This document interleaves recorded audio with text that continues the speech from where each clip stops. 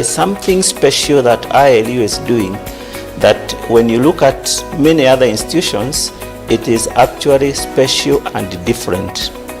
ILU is an institution that has trained so many leaders in this country that sometimes you won't know until you ask a person, where did you do your leadership training?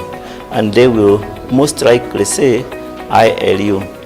Today, there is a great need for institutions that can build young people into people who are able to make a difference. There is nothing like the right preparation for being ready to do the right job. You know, in Kenya, we decry the fact that there's a gap in leadership, that young people are not being schooled and skilled and equipped for the marketplace and the places that they need to be serving. This is an institution where there is a guarantee to the product that comes out because of the investment that is made through the academic program and, as I have said, through the discipleship and deliberate instillation of the values that will help young people make a difference. International Leadership University is unique in so many ways. The greatest of them is that it teaches the Christian leadership qualities. All the leadership skills and qualities have a spicing of the Christian values. It means that your moral values are likely to be at their best if you go to university in ILU.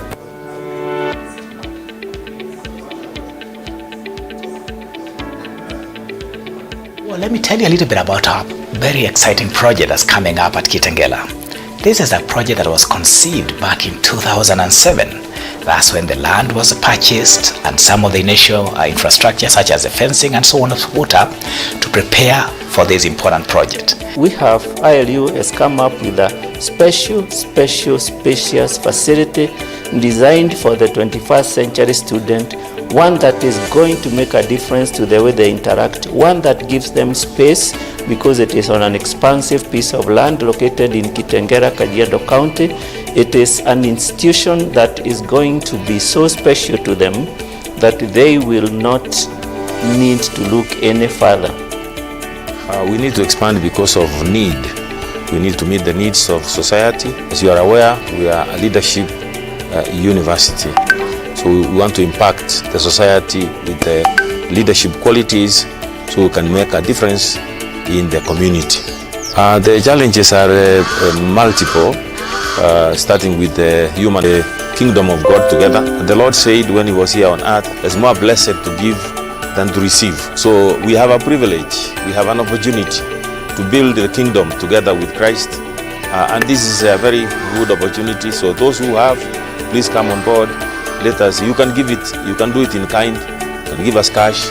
There are many ways that have been created for people to contribute. Because we have an MOU and a very special arrangement with Kajiado County, we are planning to continue training the leaders in Kajiado County to integrate courses that relate to the Maasai culture, courses that relate to the need of the people, not only in leadership, but also in culture. And of course, all the traditional courses of leadership, development. ILU has already been given accreditation of so many of its courses, and for this reason, we are expecting that ILU is going to be the university of the future.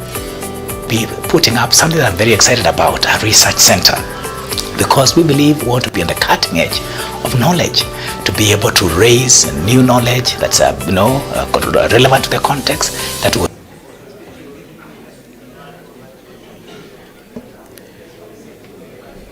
Yes, good evening, ladies and gentlemen. Good evening, if you can hear me. Good evening. Amen. So we're just about to get started. And I take this opportunity to welcome each and every one of you to this LNet Forum. I believe we are going to have a great evening together. I would wish to start the meeting. And I want to ask our brother Oscar to come and make the opening prayer. and then we'll get started. So, Oscar, karibu.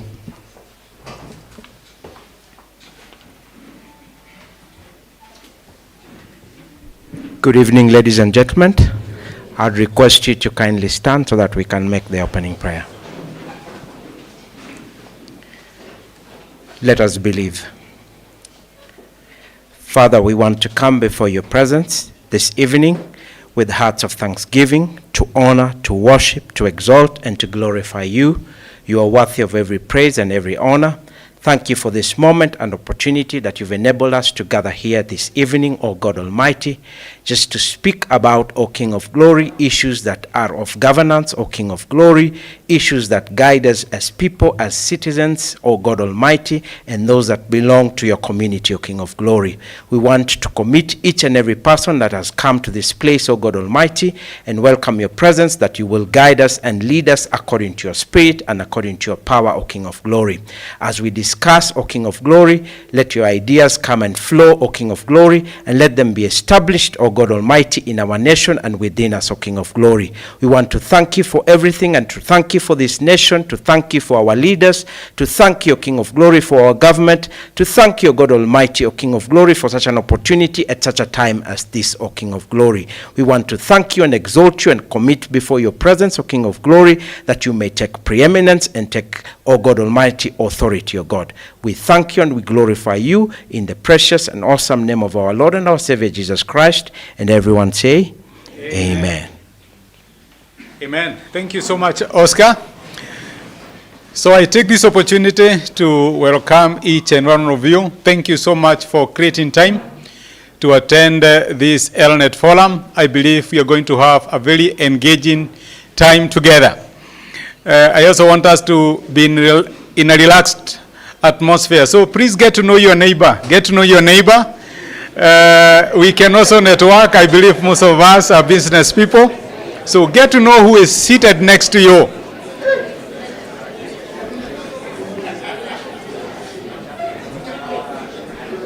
Yes, it's good we get to know one another. My name is Charles, and I will be your moderator this evening. I will coordinate the different sessions. Yes, that is enough now. That is enough now. Make sure you carry off that discussion later. Make sure you carry off that discussion later. Yes, I was saying my name is Charles Peter. I will be your moderator this evening. I am a business person, and I believe in doing business ethically, and that is what ELNET stands for. The Ethical Leadership Network. That is what we stand for. We are going to hear more of that even as we continue this particular evening. And so I would wish to welcome at this juncture our host, and this is also one of the persons who started ELNET, a man we respect. So ladies and gentlemen, let's put our heart together and join me as I welcome Dr. Tim Kilohe to give us opening remarks about ELNET. Welcome. Thank you.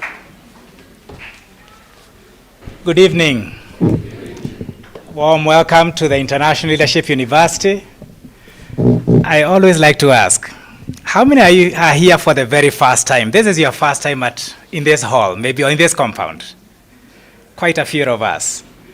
We are very, very glad that you could join us for the program that we have this evening. My part is brief, is just to really welcome you and give you a little bit of background about the university. And then I'll be transitioning the program to the ELNET leadership. Let me, first of all, appreciate Commissioner from the EACC, Dr. Cecilia Mutuku, all the other distinguished guests who are here present. Because this is a university, allow me to appreciate some chairs of the university councils who are here. Dr. Jeremy Bundi, if I can identify you, you are there. I don't know whether Professor Some has been able to join us. He was hoping to join us tonight. Professor David Some, who has also been with the commission as well. We have some fellow vice chancellors. Allow me to just recognize them, those who are here. Professor Peter Muriongi, all the way from Tharaka University, is here with us. I would also like to appreciate Professor Kamau Ngamau. I don't know that he has arrived. I can't see him yet. And also we are expecting also Dr. Diana Mwizi from KAG East University. Professor Kamau Ngamau is from Cooperative University, and Dr. Diana Mwizi from KAG East University. Allow me to also appreciate the presence of Professor Mwenda Ntarangwi. He's been our regulator. He's just the immediate past CEO of the Commission for University Education. We are very glad that you are here. He's still involved in the in academia, and also many others. I can see quite a number of other people who teach, lecture here, and other universities. All of you from academia, we are very grateful that you are here. We have some corporate leaders, we have business leaders who are here.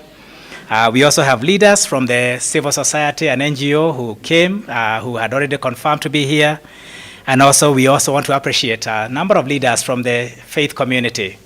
I can see some bishops and pastors as well who are present. Allow me, because of time, not to take time to introduce each one. I would also like to appreciate members of our governance organs here at ILU. Some members of our council are here. I don't know whether CPA Bok, I haven't been able to see him yet. I know he was planning to be here, and maybe others. And also, we also, of course, have our team here at ILU, both the faculty, the students, some student leaders, as well as some staff who are here, administrative staff. All of you present, ladies and gentlemen, karibuni sana. We are very glad that you are here at ILU. For the sake of those of you who are very new, I'll just share very briefly about us, because we exist for the very purpose, I believe, that has brought us here tonight. Those of you who may have seen as you came through the gate, you saw that our slogan is developing leaders of integrity. We have given ourselves a very difficult task, being in Kenya, knowing the reality that is on the ground. But we believe it's the only way for this nation to prosper. It is through men and women who commit themselves to be people of integrity, to be people who will be able to move, whatever spheres they are in, on the basis of both their personal integrity and corporate integrity of the institutions that they run. And so how do we do that? In addition to, of course, the programs, the academic programs we run, as I said, under the Commission for University Education, our programs are created by the Commission.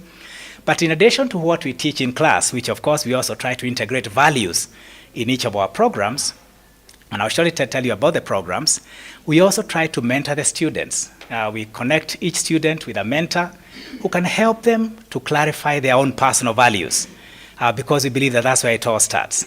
We also try to work hard. It is not easy to do that, but to also ensure that we have other programs that support the area of the growth of their morals and values. My area of training happens to be in leadership, organizational leadership, and one of the areas that we now acknowledge is that spirituality plays a big role. You'll find this in all research, it doesn't matter from which source. They'll all acknowledge that spirituality plays a big part in enhancing the values in leadership and contributing to effective leadership. And so, we also want to strengthen that aspect. There are things that we do in terms of chapel and other areas, the prayer life of the students, their spiritual life, and their spiritual formation, to see that they are enhancing that area. Then we also have once a year a community outreach.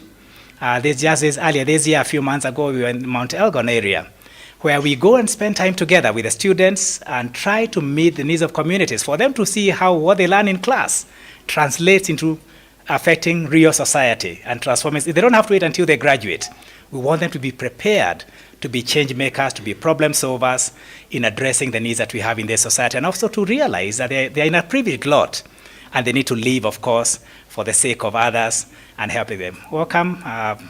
Professor Ngamau has just arrived. Karibu sana. I can see you. You can find a place right here. How do we do? What are our outcomes? 3 things. We want people to graduate when they have, of course, the competencies. That's what they come for usually here. So we cannot compromise. We want to make sure that they have all the competence they need in the areas of expertise. But secondly, we want them to graduate also when they have got strong character. We believe that character is a foundation of good leadership and, of course, for continued leadership. People without character can get into positions of influence, to positions of leadership. Very often they will not be sustained. They will not live there for long. So we build and we seek to build strong character. But thirdly, we want them to be connected to the ground, to have ability to connect with the context in which they are in, to be able to bring transformation. So welcome to ILU. I'll not bore you with much more about us. We have programs in the areas of leadership and management and governance. Our programs start just to break that down for those for whom that is complicated, is to say things like business administration, management, Christian ministry leadership, educational leadership, corporate leadership, public governance, and we carry those all the way from certificate all the way to the PhD. And in the area of theology and Christian ministry, that's our traditional area. Our old name was NIST, Nairobi International School of Theology. So we have programs in theology also, from certificate all the way to the PhD. And also that we have programs in counseling psychology from certificate all the way to the master's level. And you'll be able to get a bit more information on our table back there. But we are very, very glad you could be here. I'll not say much more because this is not our day. We are just happy to be really hosts and to partner with ELNET to make this event a success. So allow me to now hand it over back either to him, or maybe I can go ahead and invite maybe the next speaker if that's what you'd like me to do. Charles Peter, back to you.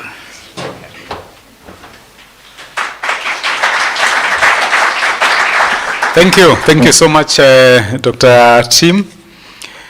After we develop leaders of integrity at the International Leadership University, they come out here. Will they continue doing business or practicing leadership in integrity? That is where ELNET comes in. Now it's my singular honor to welcome, I call him El Dalali, to come and tell us more about ELNET. What is ELNET all about? Thank you. Let's give him a hand as he comes. Thank you.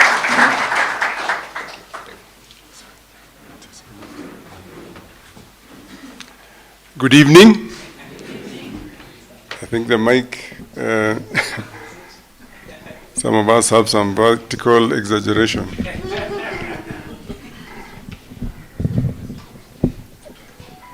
Yeah, huh? That's fine.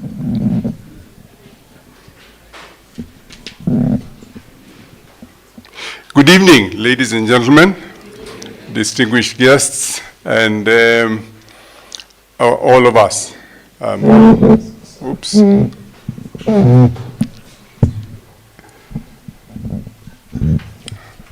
Shall I hold it?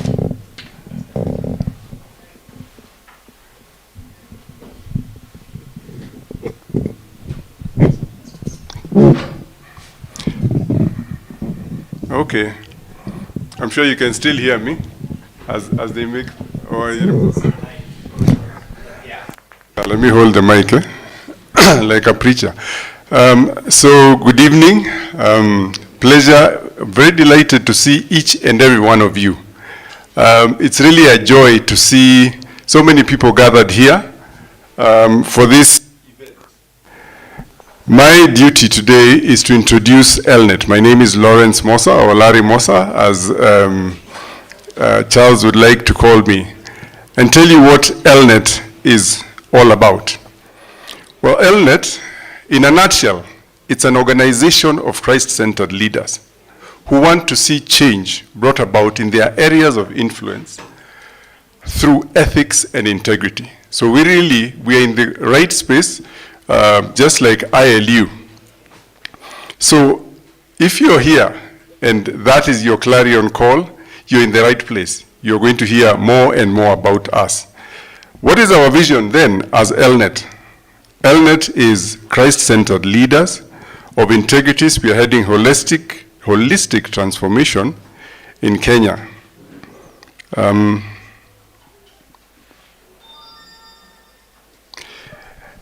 what is our mission? Our mission is to engage, to develop, to multiply, and to synergize these Christ-centered leaders of integrity to transform every sector of society. That's a little bit ambitious, but we believe that it is possible and it can be done. To do this, we have identified 3 key sectors that we need to work in. The first one is governance. We need to influence our governance so that we have leadership that is based on ethical values. The second one is the youth, or the mentoring group. we have in this audience, and the people who have come, 50% are actually youth. And research has shown that 75% of Kenya is actually youth. So if you cannot ignore our future leaders. And then we have the business group. So ELNET in a nutshell is 3 groups: governance group, mentoring group, and business group. Let me talk about the business group. The governance group. The governance group of ELNET is responsible for quite a bit. We spearheaded the moral foundations of Kenya's Vision 2030. We've taken part in the national values and principles and contributed to Chapter 6 of Kenya's 2010 Constitution. But we are not saying it. Then facilities. We facilitate value-based civic education and engagement. Note here we are talking about value-based civic education, not just civic education, but civic education that has a foundation and is value-based.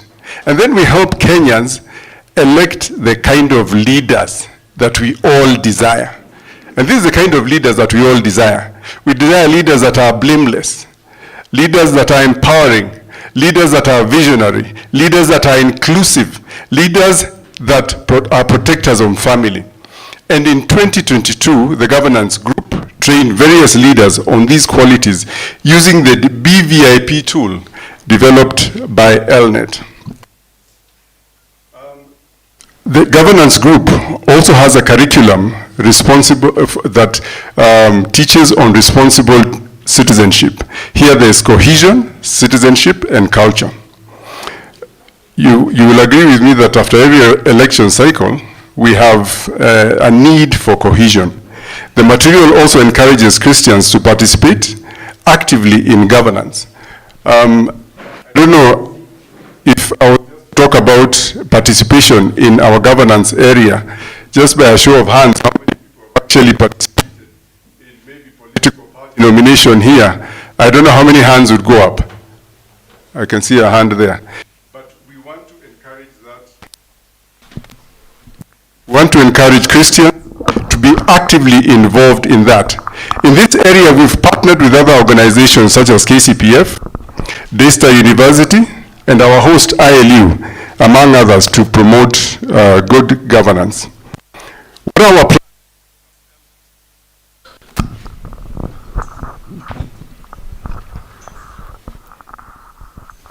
What are our plans as ELNET in this area of governance? We intend to have monthly webinars on ethics, engage the church and believers on governance matters through governance forums in churches. And I'd like to add here that we have done this in various churches, with the Presbyterian Church, with the Anglican Church, CITAM, Crisco, and very many others. We mobilize and partner with parachurch organizations and Christians to come together and raise their voices on corruption issues and ethics. And where necessary, we come up with delegations that can engage the government and its bodies. Let me come to the second group of ELNET, which is the mentoring group. This, as we said, seeks to create an army, let me call it an army, of young people grounded on ethical values and integrity. These young people are people who are transformed, who will transform not only their peers, but their communities and their societies. And that's what we seek to do. That is why in a gathering like this, 50% of the people who are gathered here, whether online or present, is youth.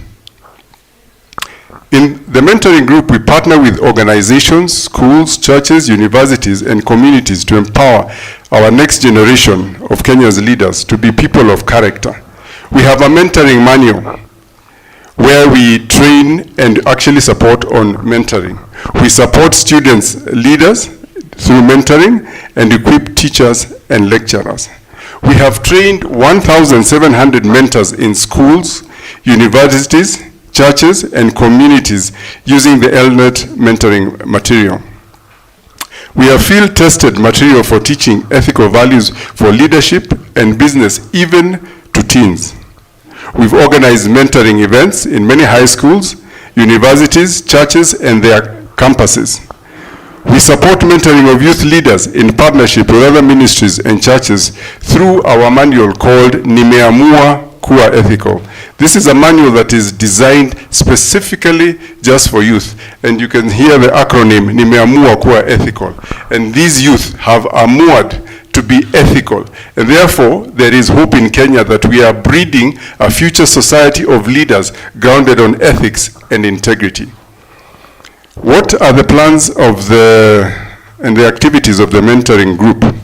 The mentoring group has open days where we create awareness about our mentorship programs, and we share our goals of the ELNET mentoring team.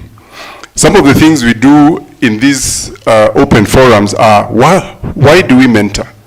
How do we mentor? Who do we mentor? And what areas do we mentor on? And in the future, we want to set up an online mentoring program, both live and pre-recorded sessions, and also provide them in different languages, and have an online platform that actively engages people in mentoring, evangelism, and life questions.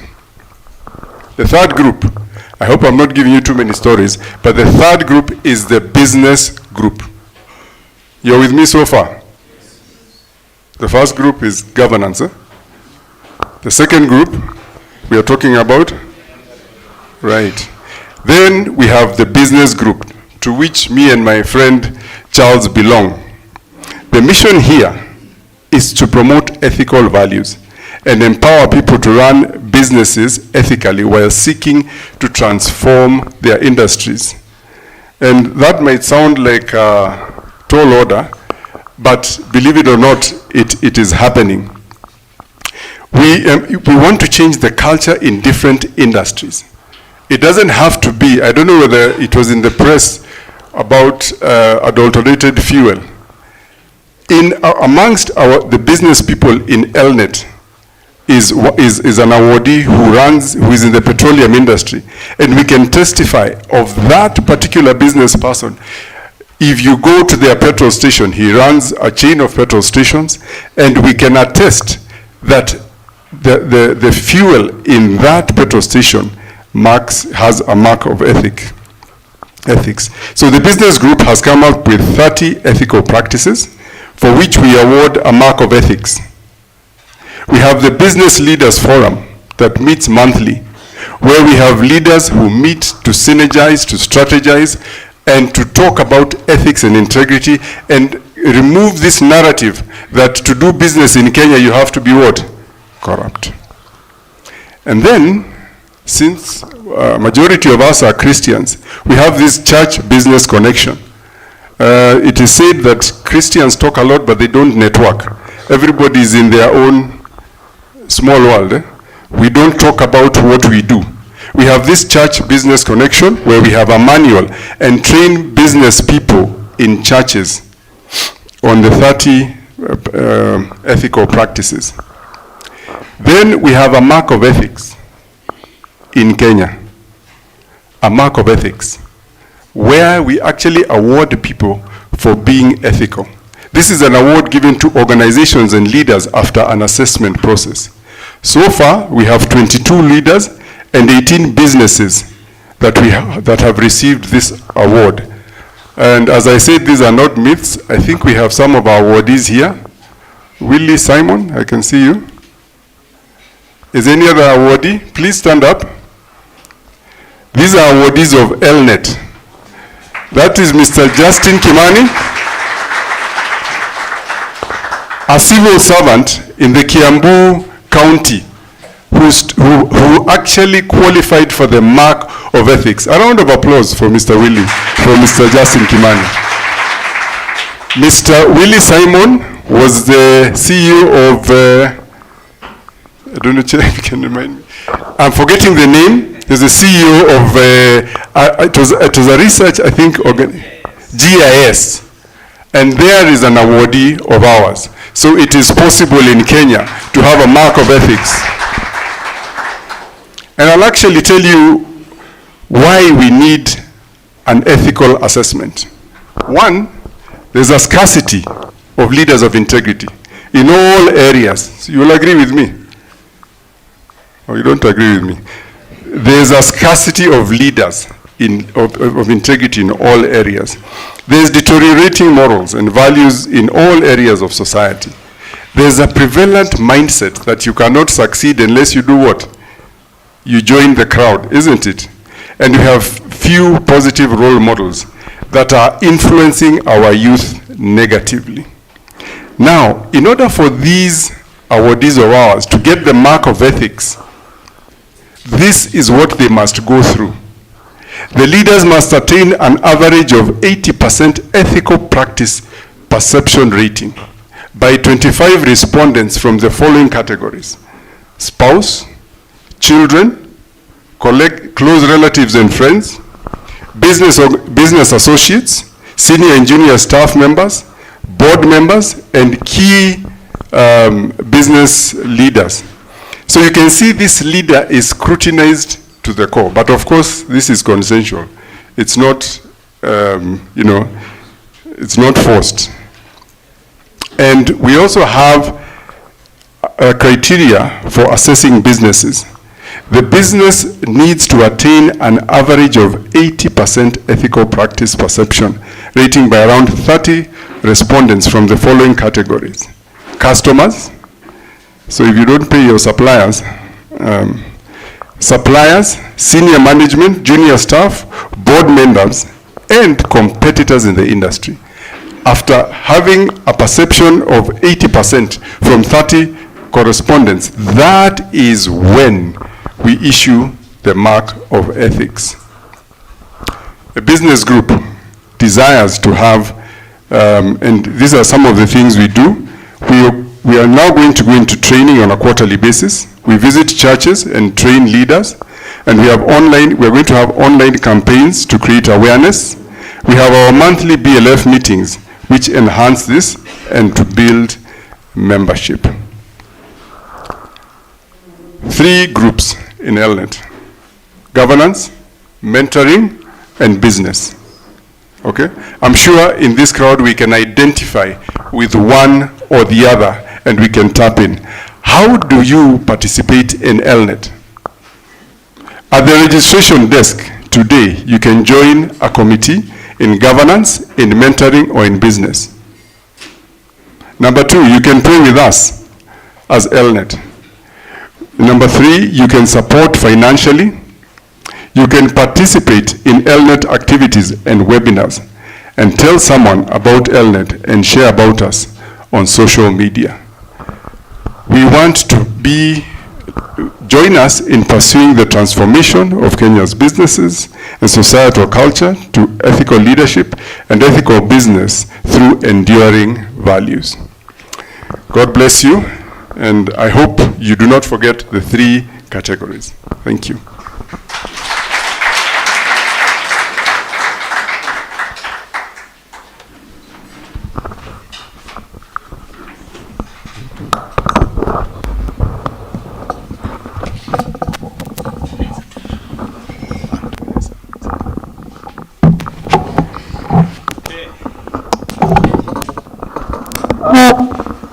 Thank you so much, El Dalali.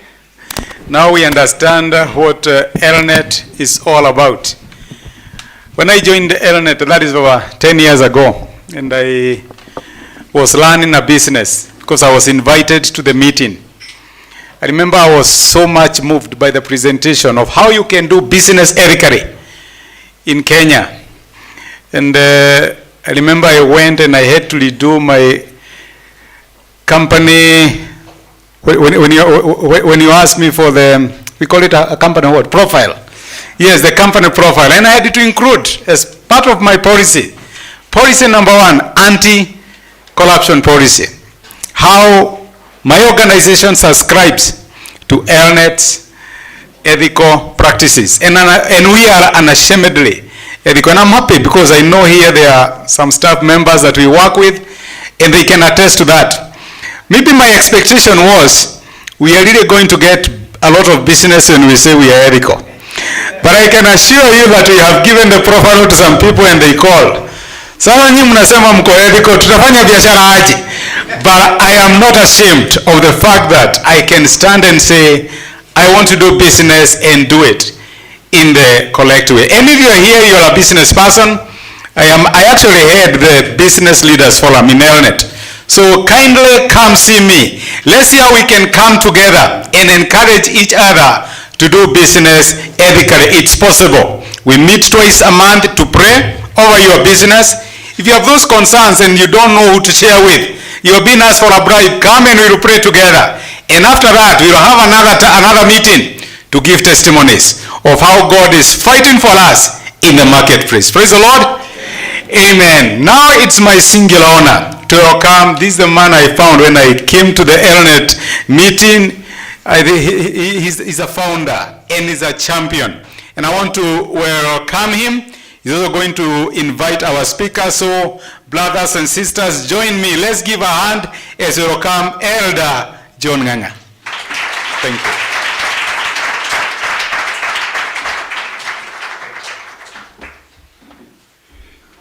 We are not very old. When he calls me founder, you might think I'm a brother of Noah. But we just started about 15 years ago. I think I'm loud enough. Okay. About 15 years ago is when a number of us met and asked the question, are we going to allow Kenya to go the direction it's going, where the average young person assumes if you are driving a big car, you must be corrupt? Am I right about that assumption? They know there's no way you could have bought that car if you are not corrupt. In fact, they think you are joking when you tell them to be, to have integrity. And so we started meeting, and the first thing was to define how does a company organization of integrity look like. We took about 6 to 9 months just meeting as business people every month, meeting at Nairobi Club to debate how does it look like. That's how we arrived at 15 statements, which if you say yes to, then your business or organization can be regarded as ethical. Our intention in calling ourselves Ethical Leadership Network, the idea is those who are interested in ethics should have a network, because it's in the network we will create a critical mass. And once you have the critical mass, I am told by those who are cleverer than me that if 20% of us agreed on something, we can overrun the other 80. The trouble with Kenya is you don't have the 20% that can overrun. The 80 just go whichever direction. And so I'm hoping that in this meeting, all of us who have turned up on a very cold after evening will make a commitment. Don't move out of this compound before you get your name registered in one of the 3 groups. Do you want us to influence the politics, the governance? Register your name at that one. If you want us to deal with the business, register that one. If your interest is preventive, to stop young people coming before they are converted. Are you getting the picture? And there are people who they have given up on the old people like me. They just want to deal with the younger people. And they are called mentoring. So they go from university to university. We have trained several of the political leadership of universities to help the universities instill in the young people the possibility that you can be a leader with integrity. So we are hoping with that, with those 3-pronged area, that we are going to cover the country, and you have done that. You can see, for example, when Vision 2030 came, our governance group went and looked at the structure, the pillars, and went and told, the group, the leadership, just decided to visit Vision 2030 and said, which house have you ever had with the pillars and no foundation? So the leaders asked, what do you mean by foundation? Says all these pillars, if they don't have values as foundation, the house will collapse. And those people listened to us, said, what do you mean? Can you prepare? So we helped prepare what later came to be discussed by Parliament as our values, came from the Vision 2030 discussion on creating a foundation. And we can give various other examples of the things that have been done. So I'm hoping out of this meeting, we'll get a crowd of people in each one of the group, and you can even come up with new ideas of how to speed up influencing society. By the way, we are quite aware, that's why we are aiming at 20%. We are quite aware the majority will not change. So that's why we are looking for this critical mass that can overrun the 80%. You know, the reason why people are unethical, and I'm not the expert in that area, we have asked the commission, the Anti-Corruption Commission to come and talk to us, is that everybody assumes everybody is corrupt. In fact, that's why they don't feel guilty. After all, everybody is. The day they discover a guy who is not corrupt, they get confused. From that moment, they have no reason to be corrupt. Because there is even one person out of 100 that is not corrupt. And that's why we need to come together. And especially, one of the things I'm hoping is that you invite your organization will invite us to come and do the assessment on the level of ethics of your organization. You know, if you have organization ethical, you say yes, but we need a clear scientific way of checking whether you truly are ethical. And once you're ethical, we place you just like the KEBS gives the downward mark of quality. We give the ethical mark of ethics. And you can, if you go to our website, www.airnet.org, you will see the list of people that this far have been certified, and you can go to them, and if they are unethical, report back to us. Because by appearing in our list, it means they have committed to be ethical. I thought I would add that one so that it's clear what you are expecting out of this meeting. However, the reason we called this meeting was because we wanted to give the anti-corruption people opportunity to convert us. In other words, if you are unethical, you are in the right place. we just hope there will be a few of you who are unethical so that they can actually listen as the anti-corruption people tell us, because that's one of their major deliverables, to help people who are not corrupt not to be corrupt. And so that's why we asked the chair to come, and with all it's just, when it's still hot, he has only been there a few months, to come and tell us exactly what has he come up with that can help this country to actually be ethical. However, as we talked just now, he rang me a little earlier in the afternoon and said he has been called to the big house. Can I pray that you'll be released in time? I can't see him up to now, but the meeting will go on. Are we together? Because he sent a commissioner to represent him, and all of us would like this meeting to go on. Of course, I'm still praying that he will appear in time, but even if he doesn't appear, it runs as a commission. So if one commissioner is there, she may not have been ready with the questions, but I've just been preparing her psychologically to be ready.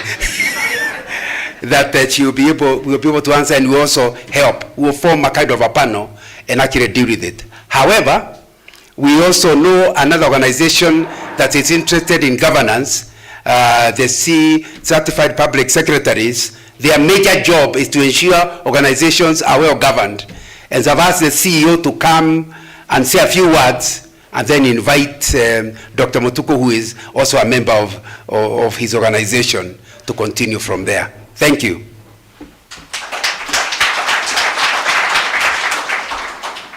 Good evening. Thank you, Brother John Ganga. My name is Jeremiah Karaja. At the Institute, we call ourselves CSs.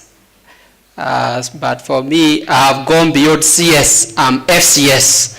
CS is not cabinet secretary, though we also aspire to be certified secretaries. There are people who call us satisfied secretaries. We also satisfied.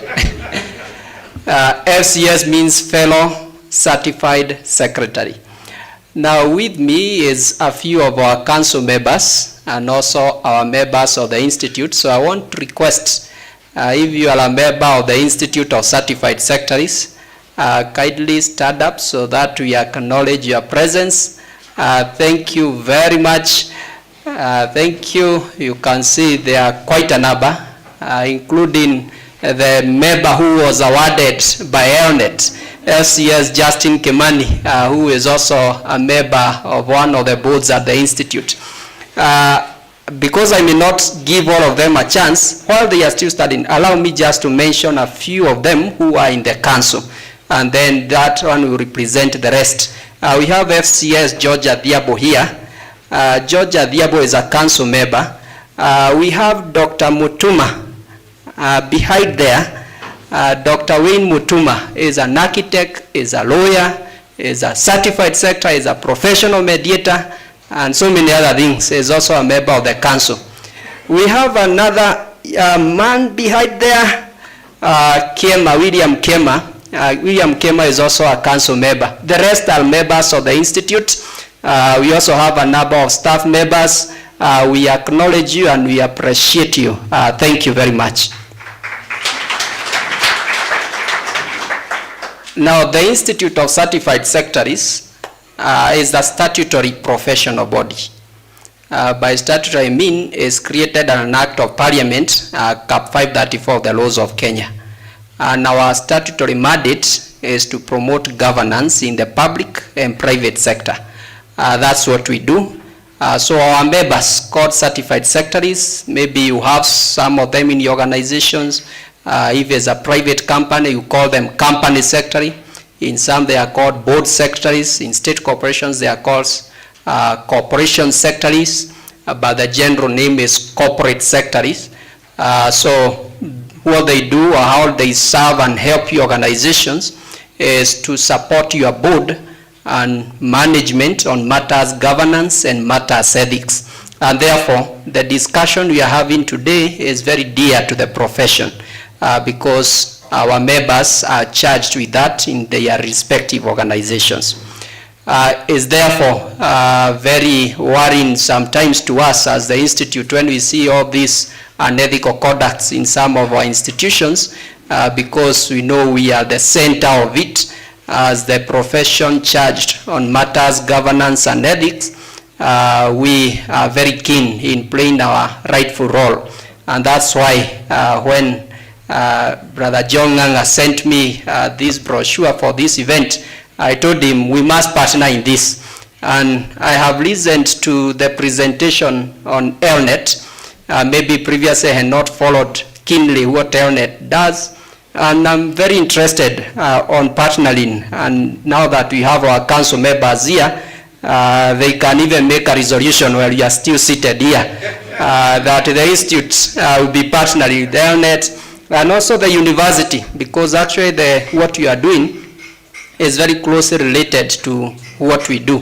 Dr. Mutuma there is in charge of a committee responsible for issues of research, capacity building, and other areas related to governance. One of the things that he has been pushing me is a creation of a governance academy. And Daktari, I can see we already have one here. I think we should be approaching them instead of duplicating issues and see how we partner with them on this noble task. Again, when I say Dr. Mutuma, it reminds me last week, but one, we were with him. You know, in public sector, we like something called benchmarking. So we went to benchmark in United Arab Emirates last week, but one. And we are in a city called Dubai. And we met the Kenyan ambassador there.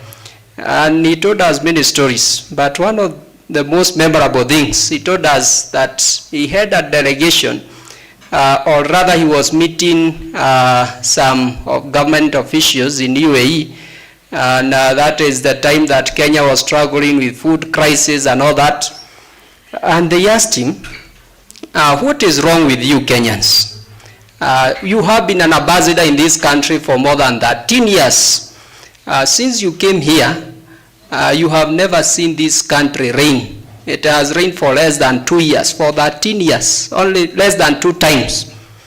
And the times it rained for the entire 13 years, the rains never lasted for more than 2 minutes.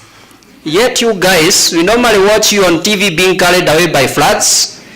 Now you are facing a drought, you are dying because of hunger, because rains have not come for less than 2 years. What is the challenge? And the host continued telling him, one of the issues that you must deal with as Kenyans and Africans generally is only one issue, is your only challenge, ethics. If you address the issue of ethics, you don't require any support from any person, because in UAE, they import 98.8% of all their foodstuff. During the COVID time, 2022 and 2021, they had closed all their borders, the airspaces, everything. You could not access the country. Yet they had foodstuff which lasted them for the 3 years without importing anything. And they were saying that they were ready to proceed for another 5 years without importing anything, because they had already stored food enough to last them for around 7 years. We had a discussion with some of the government officials there, and they are telling us in their next plan, I think starting next year, they are creating food reserves to last them for 15 years. That is to say, if anything happens, and that they borrowed from the COVID experience, if anything happens, they can stay for 15 years without importing anything, because they are net importer. But also the interesting thing that we noted in that country is the level of discipline. And mind you, in that country, and I know quite a number of you visited there, is a country made of 11 million people. Of those 11 million, only 2 million are locals. The rest, 9 million, come from all over the world. There are a lot of black people there. So what they are telling us, the same Kenyans who steal back at home, when they come here, they don't steal.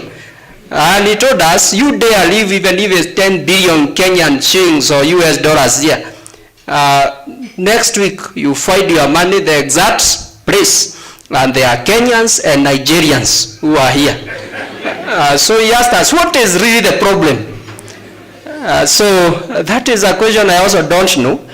But it shows that all the challenges we have is only on this issue that we are discussing about ethics. And therefore, if we can address that, that will be very helpful. Elnet, I have noted that you also do ethics. You've said assessments. The Institute runs an award we call the Champions of Governance Award. In fact, the person who is to be our chief guest, hoping that he makes it, at one particular time when he was a bishop of a church, he got an award as the best governed religious organization. And the award looks at various parameters. We usually don't ask spouses. I doubt how many people can pass if we ask the spouses like you. So we don't go there. We restrict ourselves to office matters.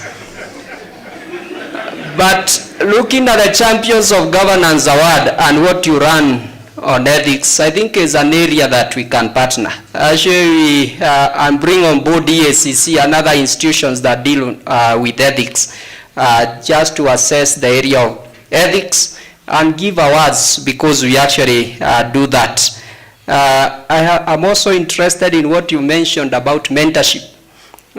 2 years ago, we launched something we call Governance Ethics Mentorship Program. And last year, we started with a cohort of 50, who we take for a whole 1 year. This year, we started with we had a cohort, or rather we are running a cohort of 100. Actually, some of the people who have stood here are members of that cohort. Again, looking, because somebody commented and said the challenge with Africa is that we are a bit disorganized. Everybody tries to do their small things in their small corner. So Elnet is doing something small on ethics. EACC, they are bit. ICS, they are bit. The university, they are bit. We never come together to see how can we join hearts so that we can create an impact. And I think one of the things we must get out of this place, including the participants here, is to see how do we join hands on this battle on unethical practices. Without further ado, allow me to introduce Dr. Cecilia Mutuku. CS Dr. Cecilia Mutuku is a member of the Institute. In the Institute, we talk about good studying. To being good studying is not the opposite of being seated. It means that she is well behaved. She has no disciplinary case pending at the Institute. She has paid her subscriptions, she attends trainings, and all those other things, and she is ethical.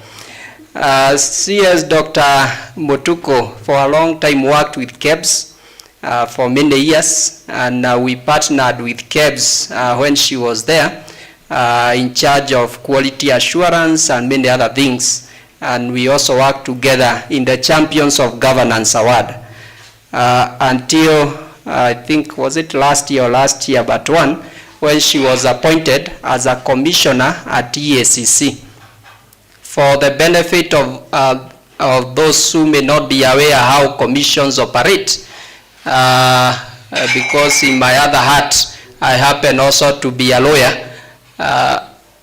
A commission is not the secretariat, is not the CEO and staff of EACC, it's the commissioners. So when there is no chairman and commissioners, EACC does not exist and cannot function. Unlike in a company where you can continue with your business even without a board of directors.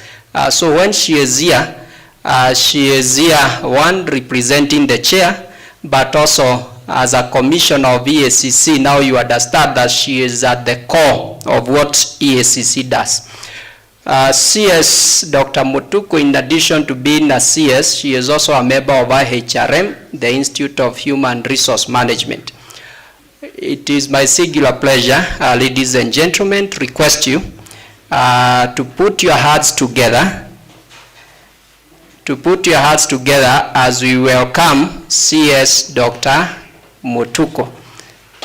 I did not tell you to clap. I told you to put your hands together. Then separate them. Then put them together. Good. Karibu.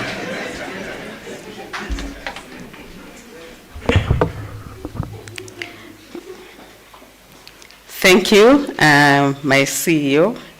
As you've been told, I'm a member of ICS.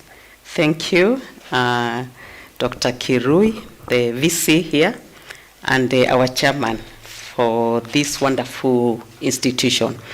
As we've been told, I'm not the one who appeared, or maybe who brought you here today. I also registered like you, and today we were having a meeting with our chair, and I told him I'll come to offer you moral support. Yeah, but I'm very happy of what is happening at the moment, and I believe we are in the right track. Otherwise, as you've been told, I'm Dr. Cecilia Mutuku. I'm a HR by profession. I've seen many people I know here. I'm also a CS. Just a background of how I got to EACC, a bit of it. When a politician looks at a group, they see voters. When I look at the team ahead, I see partners. Because in the war of corruption, you cannot win alone. So I don't know when we registered whether we were waiting to hear solutions from our chair or we were coming to offer the solutions. I would really encourage to hear as many feedback, as many input from us as possible. Currently, we are doing our strategic plan. We are finalized. We are just waiting for the stakeholder engagement. And at EACC, as we've been told, I've been there for the last 8 months or so. But my journey with the EACC started in, can I say 2018? As you've been told, I worked at Kenya Bureau of Standards. And we had organized for a CEO's breakfast. in this CEO's breakfast, we wanted to encourage CEOs to be the champions of quality in their institutions, whether it's services, whether it's products, whatever it is. And in that meeting, there was one of the directors from EACC. My presentation was on anti-bribery management. That was in 2018. There's a standard on anti-bribery management system. It's a ISO 37001. And I can say I have been a champion of that standard, preaching it wherever I go. Last year, I was discussing about it in East Africa. And after the meeting, he approached me. And he told me he was interested in the standard. So we discussed a bit and exchanged some contacts. But what I realized from where I was, I thought if we work very closely with EACC, we'd be able to champion this anti-corruption or anti-bribery standard.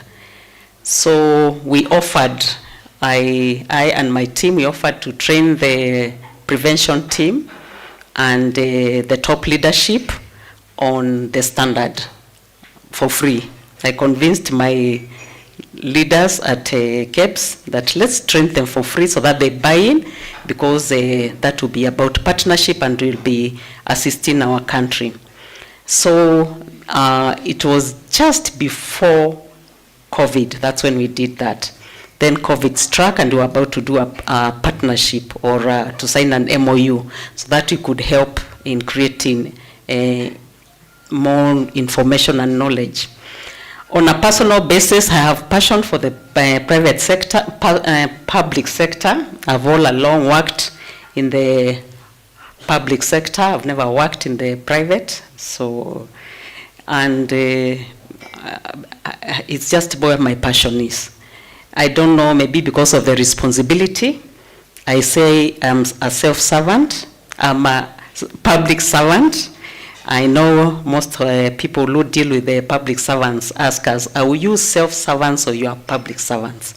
Because there are many reasons why people get into opportunities of leadership in the public service. And as we have seen it all over, we read in newspapers every day, we have taken it up as a self-service. You are given an opportunity to serve the public, and what we do, it becomes my opportunity to serve myself. So I think that's why I have that passion, because I feel driven to be in that space of promoting governance. I met Dr. Tari through my daughter, who was at one of the M issues studying at MUA, Dr. Kirui. And she told me, there's one lecturer, he really talks about integrity. That was my daughter. I told her, give me the contact. So she had to look for him, and since then we became very good friends.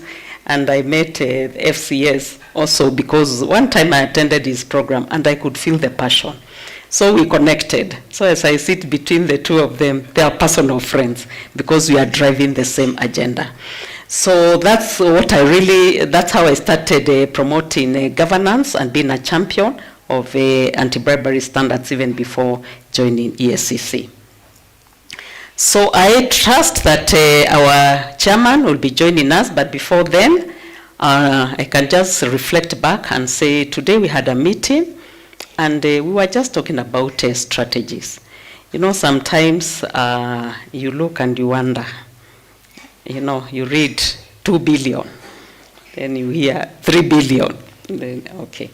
So we have just been talking and saying really we need strategies, and we agreed that for any impact, for us to be impactful in what we are doing, because we have committed ourselves to do the best. We know Kenyans are looking at us and we are also looking at ourselves. We said for this war to be won, it starts from the top. And the chair we were joking, and we said, you know, now we have to start from the top. And you can see we are at the top. Do you agree? Do you agree? Yeah, we are at the top. Yeah, so we discussed it today, and we have made an appointment, and that's where the chair is. because we said you can't win this without starting from the top. We are very grateful to God. He was very surprised that it happened so fast. We didn't expect it to happen today after the meeting, and that's why we are where we are. I head the prevention committee at EACC. We have 5 committees, but I head the prevention one, and I believe that is the way to go. I know when you hear about us, mostly you see about the fight.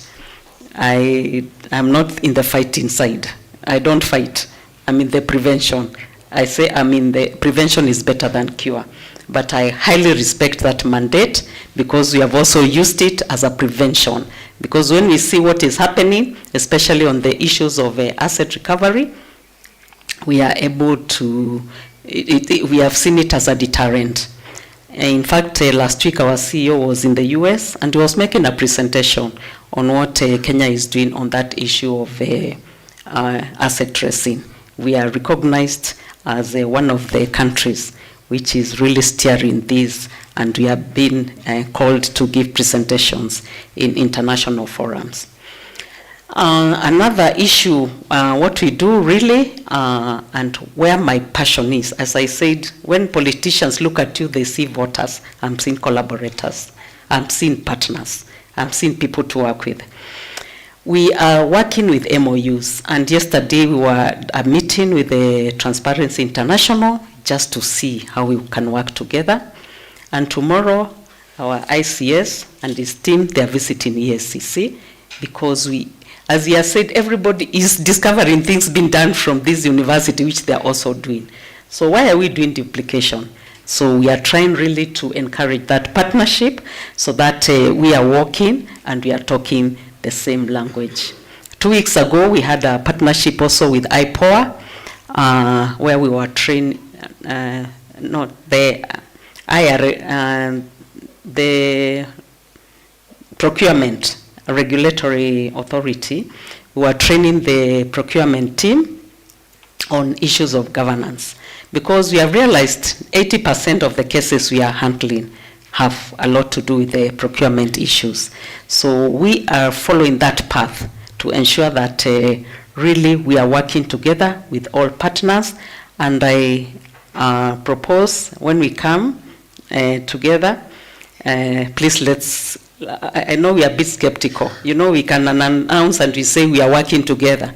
Then tomorrow you're on the headlines, you know, you have done. So it's a very thin line, because you also don't want to get into a partnership. And also it has been realized that some of the people seeking partnerships want them for other things. So that's why maybe they will be slow, because sometimes you can sign today, and remember the other time there was an award which was withdrawn. You know, you don't want, now we are there in the media, then tomorrow again we are there investigating the issue. So we are really very keen on how to handle this. There's something else really which we are working very closely with, and we are helping institutions, especially the counties, on issues of policies, procedures, and good governance structures. I had an opportunity 2 weeks ago to visit 3 counties in Western. And I'm sure you hear it all the time. Even I see it, I mean, my groups, you know, my old girls or university groups. And when things go wrong, I see people asking, where is EACC? And I just keep quiet. Now, what do I say? Why am I saying this? The expectation is too much, and we cannot do this alone. We cannot. That's why we want to work together as teams, so that we promote ethical leadership. One thing I've had as we move around is, what are you doing about our children? And for sure, we have clubs. We have clubs. I had an opportunity a few months ago just to listen to some of the children, how they are benefiting from integrity clubs, which we have established in institutions. And we would encourage you in your villages, in your home countries, let's see how to promote some of these clubs, so that the children whom we are raising are children of integrity. But my question is, I remember a teacher who shared a testimony. It was a teacher from a school in Embakasi, a gentleman, and he said after COVID, after the long holiday, because he runs an integrity club in his school, all the girls came back. None was expectant or anything, because they have really instilled discipline among them. I said that was something to celebrate, because you know what happened during that COVID season. Yeah, so I can assure you, as one of us has said, there are ethical leaders still among us.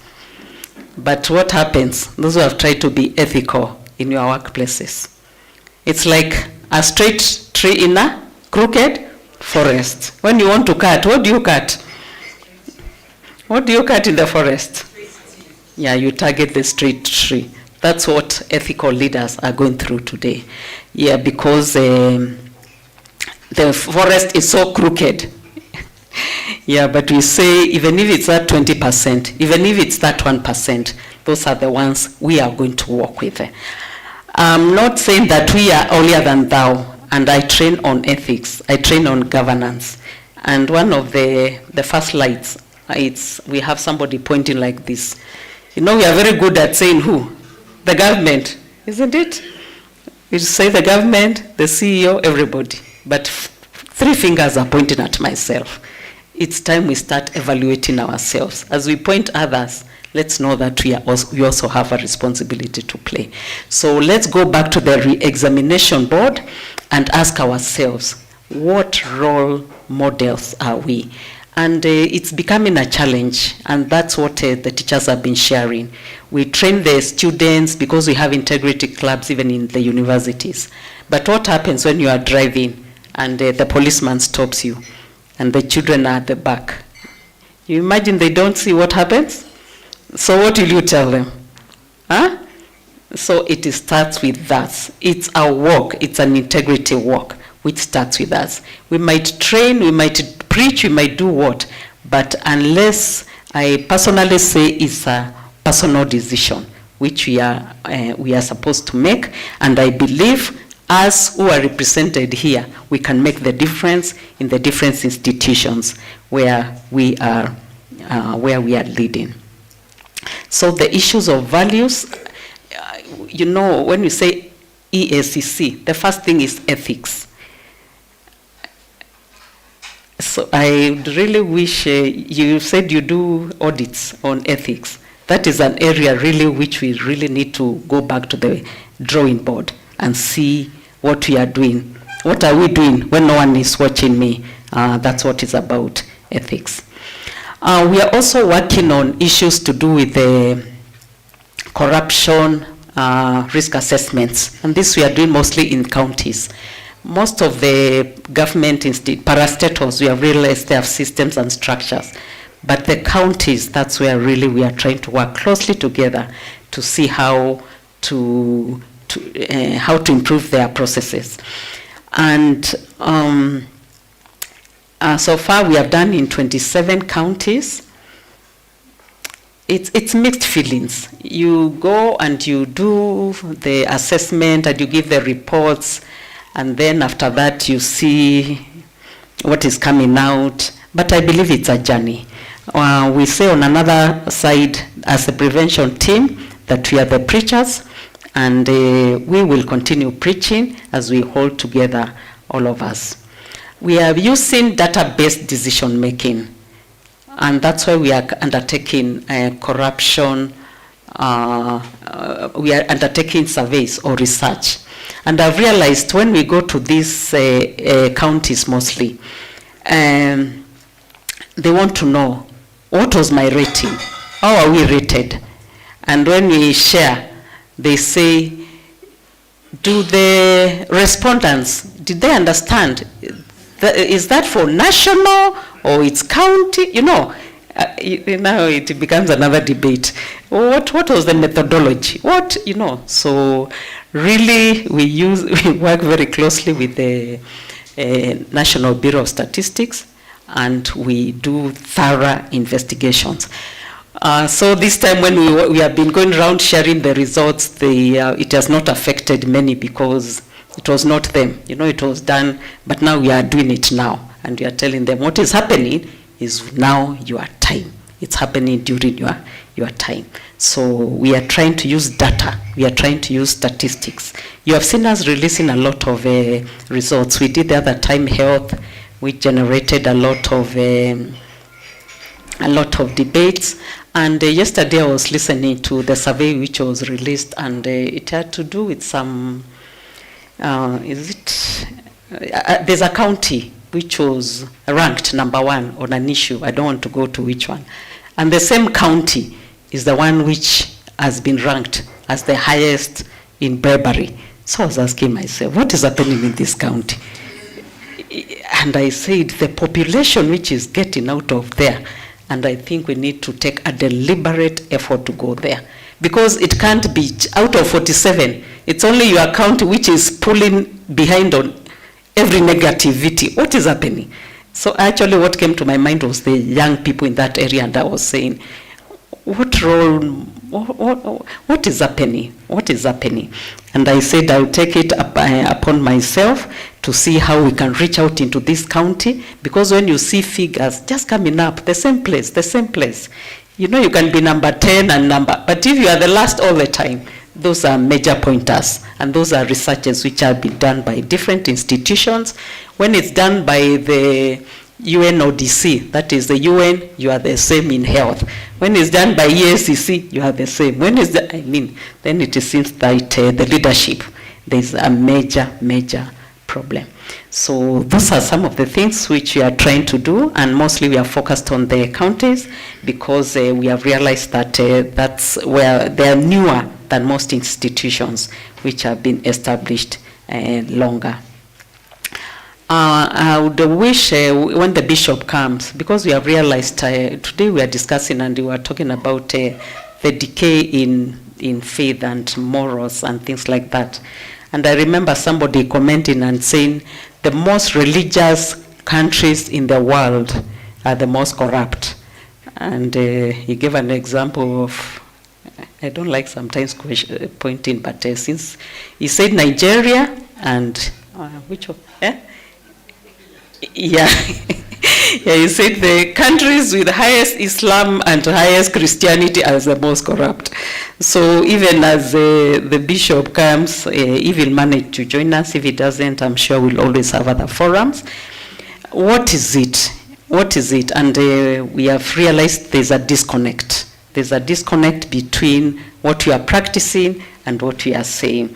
We have been having a lot of faith-based interactions.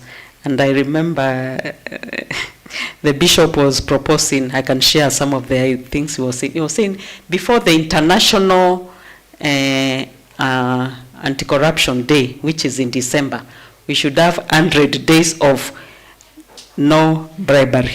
For Christians, prayer and fasting. Now we preach, don't take a bribe. And they were saying even it should go to the village, even those who are adding water into the milk, because it's everybody. It is everybody. We were saying we should just create that awareness. These 100 days, let's not do those corrupt things wherever we are. So we are just sharing some of those things today.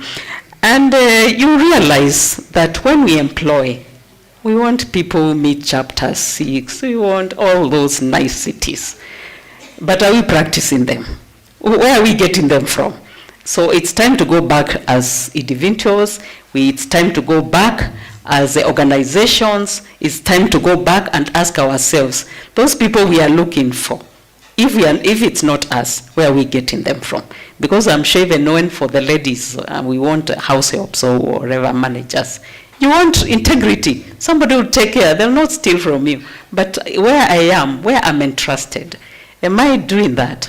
So really this is a moral issue. It's a moral conversation we should all have. And I believe as we live here, we'll be asking ourselves some of these questions.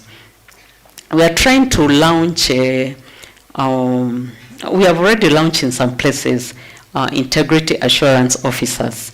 And you can imagine in an institution, if you offer yourself as an integrity assurance officer. You know, you should be like Caesar's wife, eh? Should be above board, yeah? Yeah, so that, so those are some of the things. We are trying to create champions. We have been training a lot. And I think every week we are training like 3 institutions, and I'm asking myself, beyond the training, what next? Are we practicing what we are what we are learning, or it's to tick a box? For those in the public sector, you know, this was one of the targets in the performance contract, and I'm very glad. I say I'm very glad it has been removed, so that we practice integrity, not just to tick a box. Did you have a meeting? You tick. Having a meeting doesn't mean there is any change. So now we are encouraging institutions to make deliberate effort and deliberate institutions led by the top. And I believe here, I've had a chairman of universities, I'm sure there are CEOs. We are leaders in our different ways. Please, when we go back, I'm encouraging that we work together in this war, because it can't be won by EACC alone. One other thing which I need to add is about advisories, where we have been issuing advisories. As I've said, we go to institutions, we check their systems, and we are realizing that there are certain trends, be it in HR, be it in supply chain, whatever projects. And we are communicating that information. We are using it so that after we gather, can I say sampling several places, then we use the extend analysis, and we say that if it's happening in this place, there's a very high possibility that it's also happening in another place. I've seen some people taking it very positively. The only challenge sometimes, some of these things of prevention, they are not enforceable. So we leave it to the leadership of the organizations to ensure that they follow through, and we are not there really to police on everything. As a prevention person, when I go, I tell them we are like John, we are the forerunners. We come to preach. So when you reject the Savior, then there are consequences. So we are encouraging that really we take these initiatives, and I would ask Vice Chancellor Daktari and CEO, if we were to run for those awards, I don't know, how many of us who can offer themselves to be evaluated on ethics? We have seen our winner there. Oh, I can see some hands.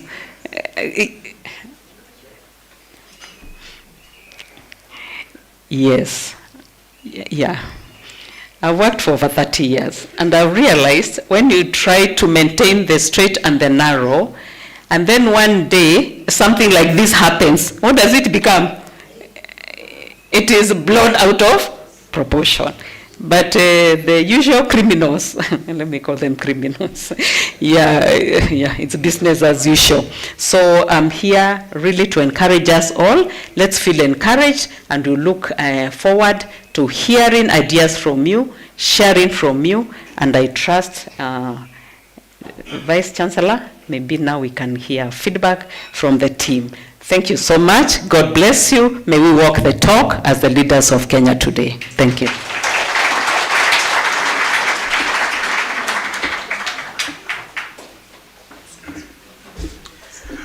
Awesome. Thank you so much, Commissioner Dr. Mutuku. We appreciate. Yes, let's give her a hand. She's done a good job. Yeah. Thank you. So we are setting a panel as we lead ourselves to take questions. I'm sure you came loaded with questions.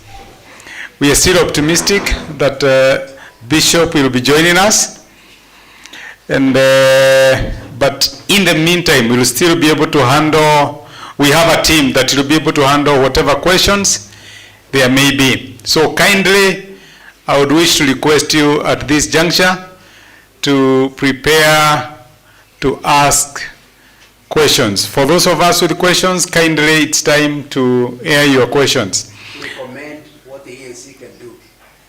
Okay, I understand it's not just questions, but also recommendations, Recommendations on what needs to be done. Yes, we have 3 panelists. We can take like 5 questions and then we tackle them, and then we take the next batch of questions. We should be done by 7:30. That's an assurance we are giving you. So, it's time for questions.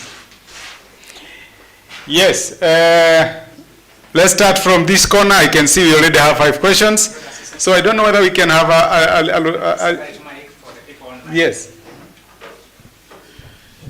Do you have a mic that can call out?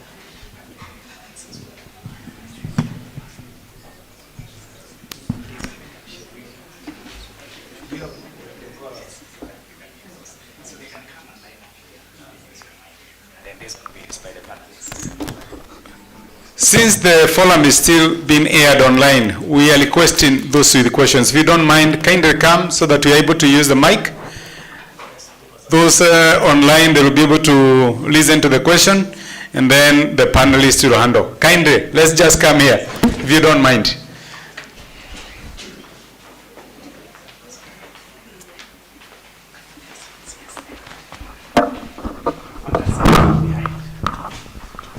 Yes, we can use the this side.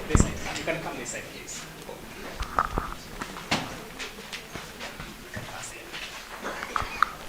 Yes. Introduce yourself, just say the name, and then you can air your question. Hello, good evening. My name is Hussein Roba. I am I'm a businessman, but about 5 years ago, I happened to be in county government as a Speaker of County Assembly of Isiolo. And I think I'm a very lucky man today because I've met the commissioner in charge of prevention. And the last county they have done risk assessment was my county. I've never appeared on national television. And that time, I appeared on KTN live, and I was a very happy man because all my life I was in private sector and I joined the government, and what I found was nothing but corruption. And when EACC came, I was very happy that today I air out what is there. So in the risk assessment, when the officers came, we gave them the actual practice in the assembly, the actual practice against the standard PFM Act, against the Constitution, and we are very happy and we celebrated and it was televised. So I prepared my file and told them this is the risk and this is what we are going to do to prevent, to minimize the risk. It was very difficult even to assess the EACC office itself because they are running away from me. When I give them even that, the forms, they no one want to accept. And even last week I was asking someone in EACC that what can we do? That these guys came here, this is the 27 counties, they are going around all over, risking assessment, and there's no follow-up. Nothing. That county assembly now is nothing but corruption at its best. And even I tell them, no, but this is what is our recommendation. Then the office in Isiolo tell us, you have to go to the headquarters. Because they don't have enough staff. But I was asking, but why is your office here? Why do you have a regional office here? And I think that is why now, today I'm very lucky because I think I'm going to meet her face to face and discuss with her what is there. I happened to work in Rwanda somehow. I think the Singapore of Africa. And corruption can only be stopped at the top. Nothing else. We don't have, in fact, I don't want to talk much about it. Unless we tackled up there and say, we reset the button for corruption, anti-corruption. We don't have to waste our time all the time talking about corruption. We cannot talk about Sepabo because Mohammed Mazir sacrificed his life. He never wanted to build his house. So if a leader who wants to be rich, today the people who stay in Karen and Lavington and Mudaiga are people working either in Treasury or Control of Budget or Auditor General or EACC.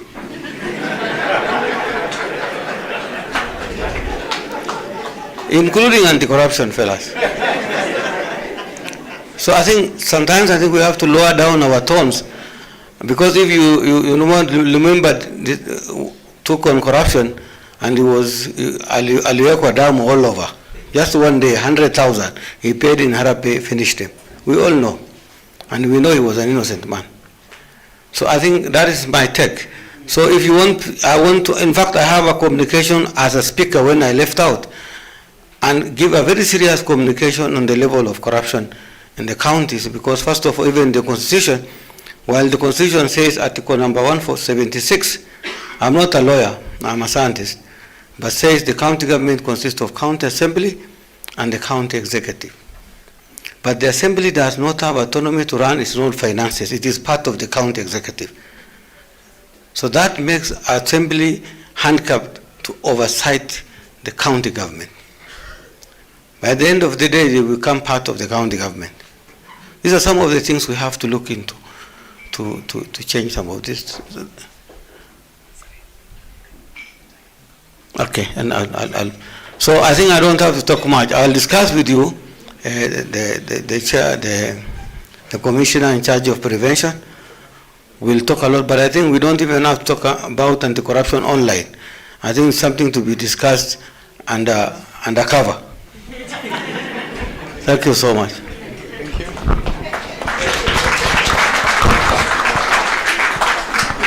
We can do it from here.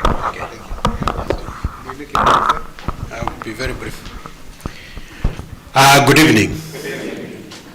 My name is Kingangi, Kano Kingangi, former member of parliament in Bere South. I hope that doesn't betray me. I've got two questions. One, there's a phenomenon, I think it was first described by the former Auditor General, and I think it was articulated by David D. called budgeted corruption. And I'm talking like this, being one of the fellows who was doing budgeting for the last 5 years. And I wonder, the commissioner, what we are doing about this. I think from the articulation of DA, it's like he was accepting that there is something called budgeted corruption. The second question is this. We came to listen to corruption, what is needed to win the war. Has the war been declared? Because it's until you declare war that you know which lines not to cross. I think we can spend a lot of time here talking about the wonderful stories. I am from, in my past life, I think I better repeat that question the Bishop has come.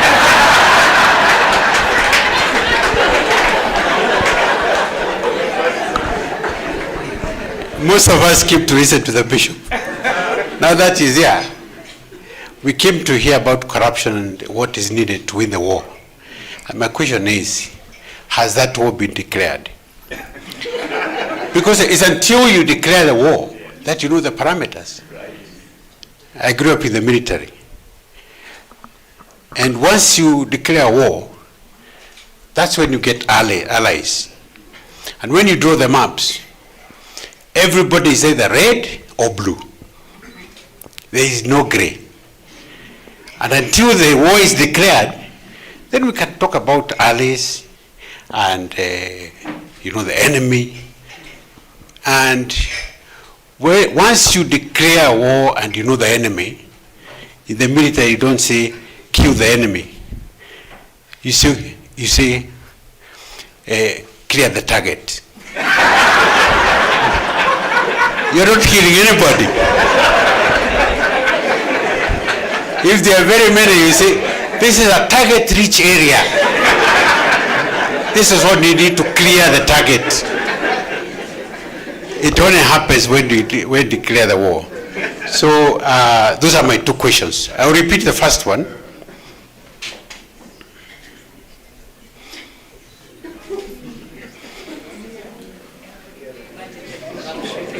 Yeah. Yeah. I wanted the bishop to hear. The rest of you had. Yeah. Since my questions are very short, I will repeat the first one. About a phenomenon which was described by Edward Ouko and articulated by David D. called budgeted corruption. Budgeted corruption. The question is, what are we doing about that? Because if it is budgeted corruption, and the way to describe it is that there is an elite network who collaborate for a what do we call it?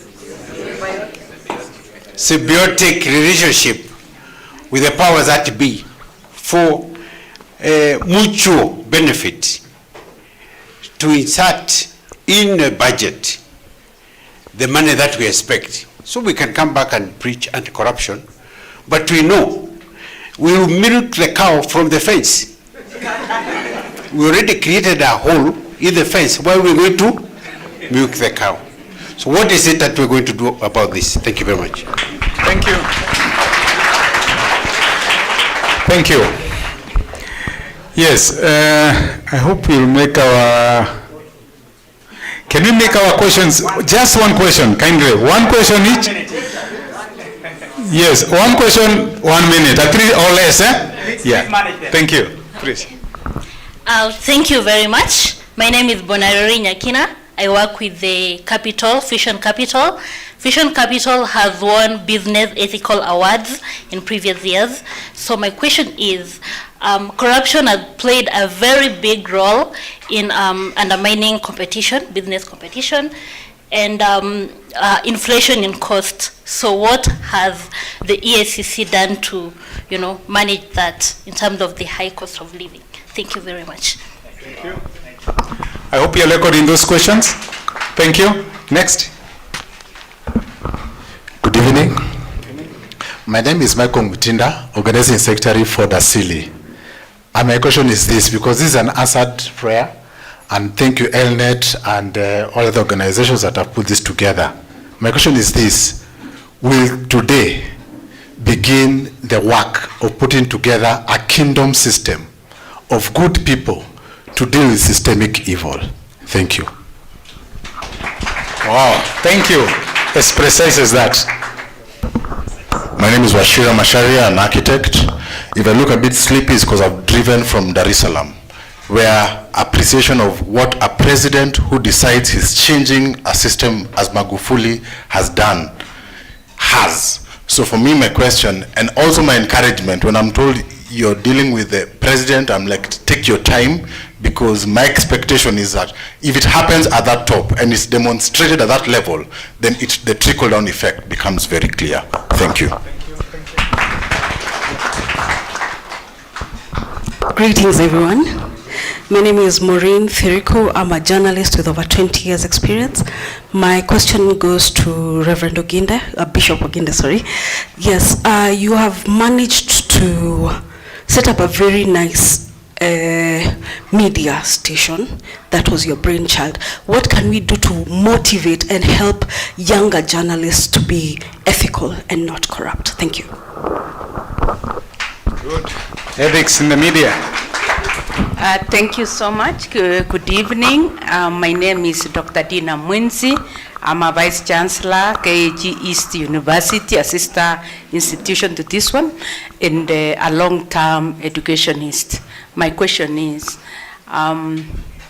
what has ELNET done to ensure that we incorporate corruption into the curriculum, starting from basic education all the way? We need to teach our children what corruption is, because if they don't know, how will they prevent and identify it? Thank you so much. Please don't come. We are taking this set of questions.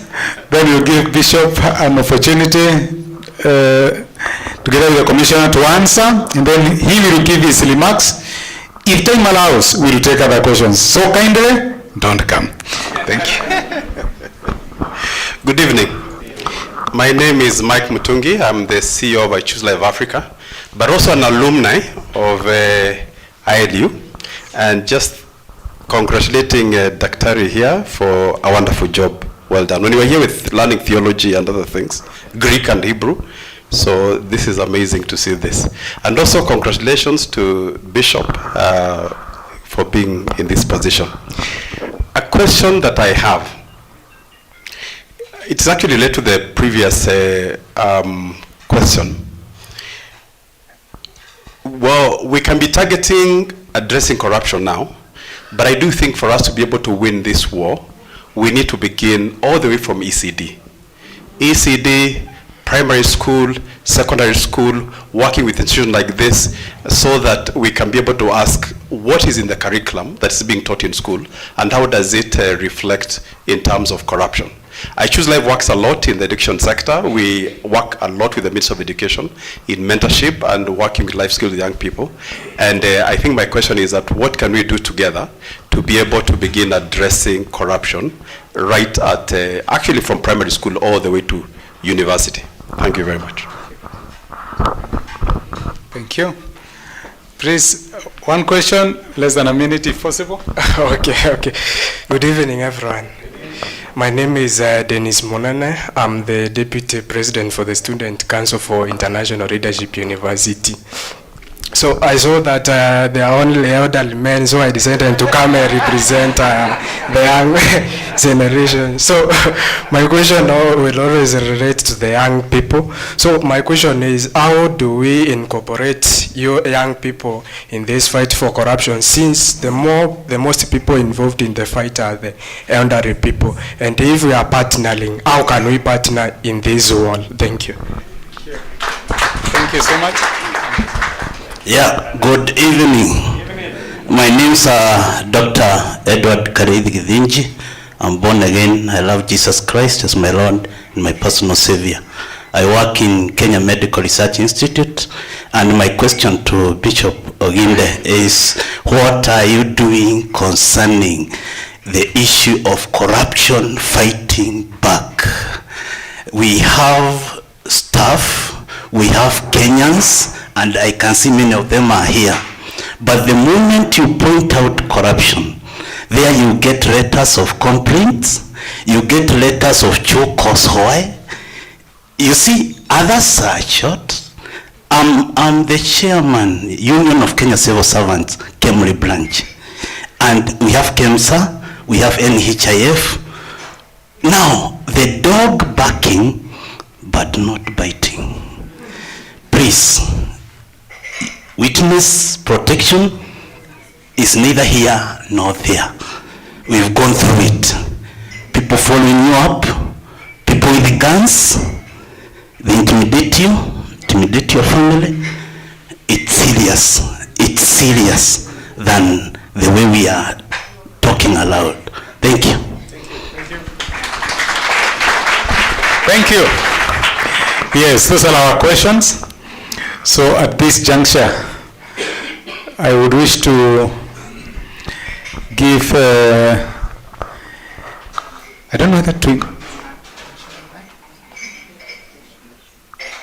yes, Commissioner, I'm sure we've taken those questions. I don't know whether you'll now delegate to the, yes, but even if you just come, you can make a remark and then invite for us, Dr. Oginde. Thank you so much. And thank you for those who have asked those questions. We appreciate it.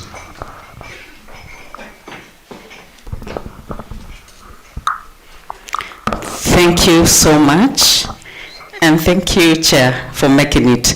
You can hear the questions are addressed to you, specifically. So it was very specific, but just to give you time to settle down. The first question before you came in was from Mr. Robert from Isiolo County. and you said that a CRA was done, and you stated that you feel things have gone back to normal. I can state without fear of contradiction that, as I said earlier, we cannot be everywhere. Since last month, we are relaunching what we are calling the corruption prevention committees, and the chair of the corruption prevention committee in the counties is the governor. The members are the deputy governor, the CECs. Those are the members. We have come up with we have developed a training manual.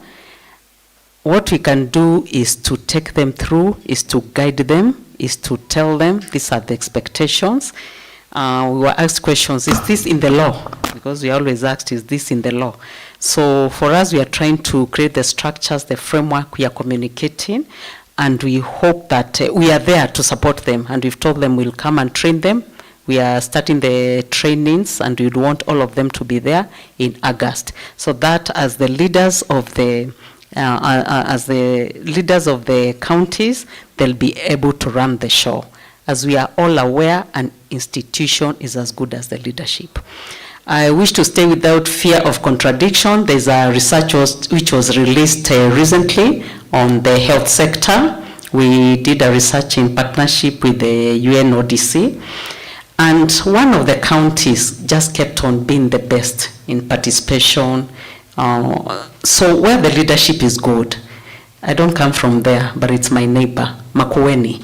It was the best in most of the things. We know that there's been good leadership there in the past. You can see it. Where the leadership is good, it shows. Where it is bad, you trail in everything. So it's as good as the leadership.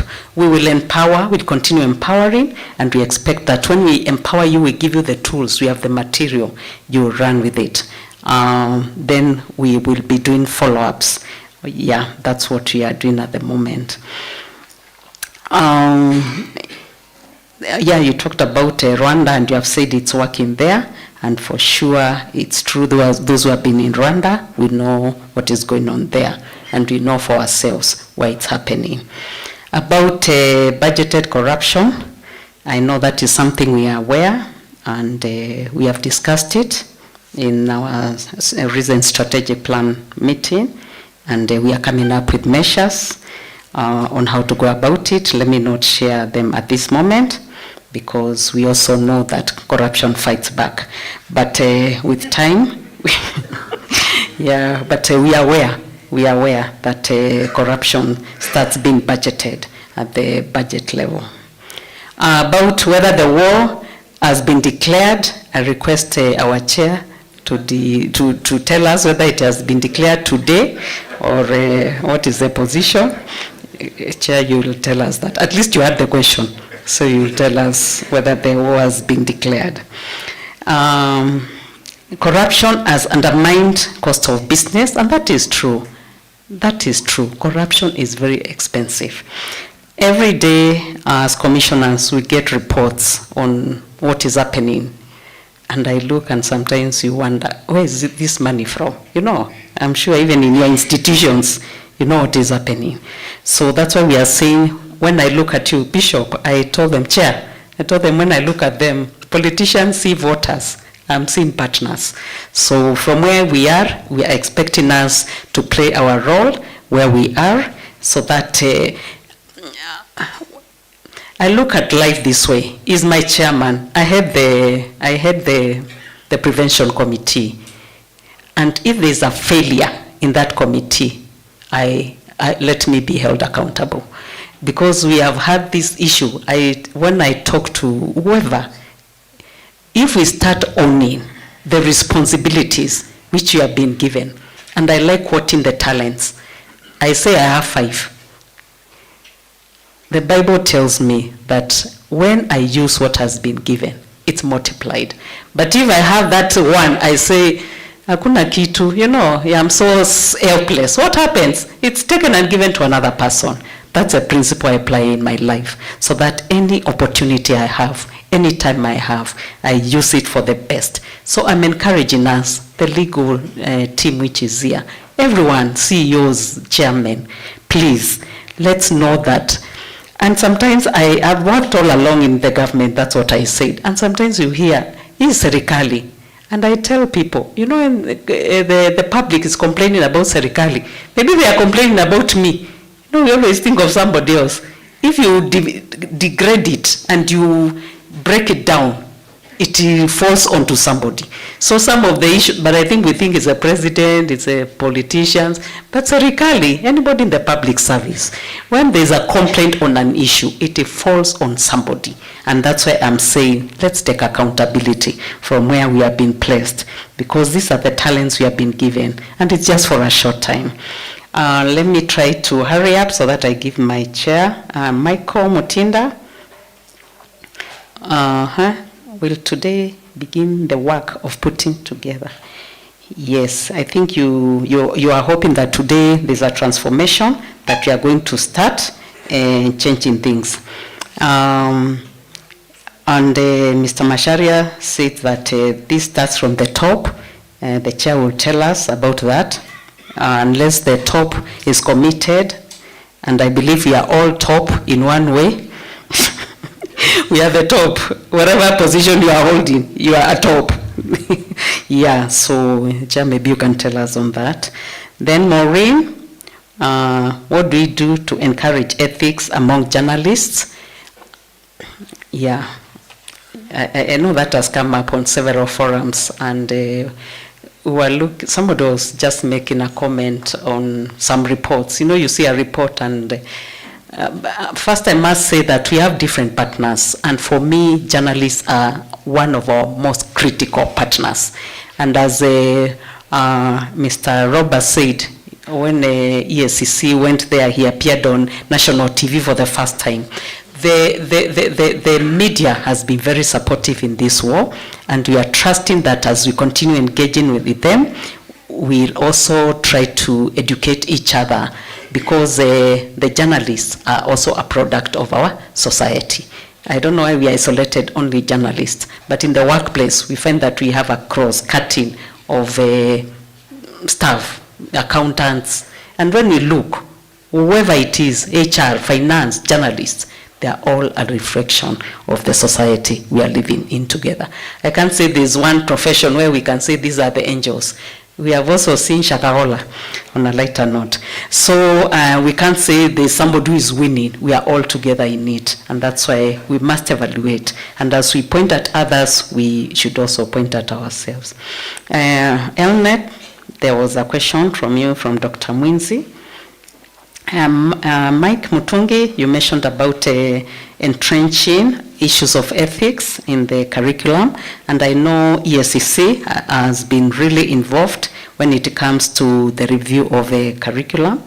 And I believe, I don't have children at that age, but I believe there are issues of values which are now coming up in the new system. We'll continue engaging, and I'm sure with time we'll get it right. The other one was, Dennis Munene, you asked how we involve the young people. I'm very proud of Dennis, just to come here and stand and represent the young people. I once had an opportunity to talk to young people in the university, and they said we have let them down. Our generation, we are the ones who have let them down. And as I talked earlier, I'd say the children do what they see us doing as parents. The VC here told me that they are ready to work with us on issues of the youth. We have talked about having various forums in the universities, in various levels of schools, and I would recommend you get in touch with me personally. We can share ideas on how we can brainstorm, even for you to give us ideas, because I realize the younger people really think a lot outside the box. Today I was told is not outside the box. There's no box at all. So you think, yeah, so it's not outside the box. So Dr. Githinji, yeah, you talked about how really corruption fights back, and I'll just go back and say In a crooked forest, who is the biggest target? In a crooked, the straight tree. Let's be the flame, let's be the light. I'm sure as we all work together to strengthen the laws. You have been seeing in the last 2 weeks, the last 1 month, what is happening about the laws. And I respect all the lawyers here. I don't know whether we are enhancing the laws to fight corruption or what are we doing. I'm sure you have been reading the media and you can see the trend. Thank you. Thank you so much. I now invite our chief guest, he's laughing, who is my chair, who is also my bishop. He has been my bishop for many years. I'm very happy to work with him. For the last, he said it was 2 months, and I was very surprised because it seems like we have been together for a very long time. Please come and share ways on how we can fight this war. Thank you.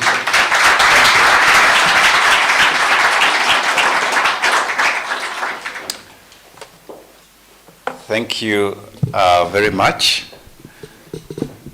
Asante sana.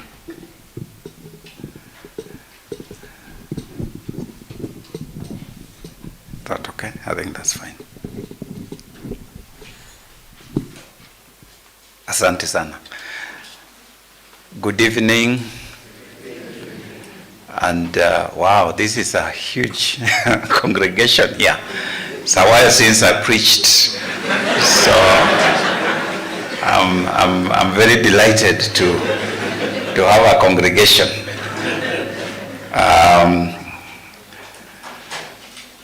Let me begin by apologizing for coming so late, but I found myself in a situation where at the last minute I had to attend to some other matters, and I thank Dr. Cecilia for coming to step in.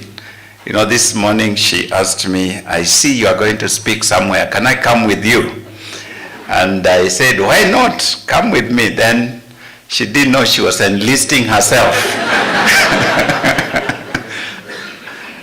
to be here. So that really worked out well. God is amazing on how he does his things.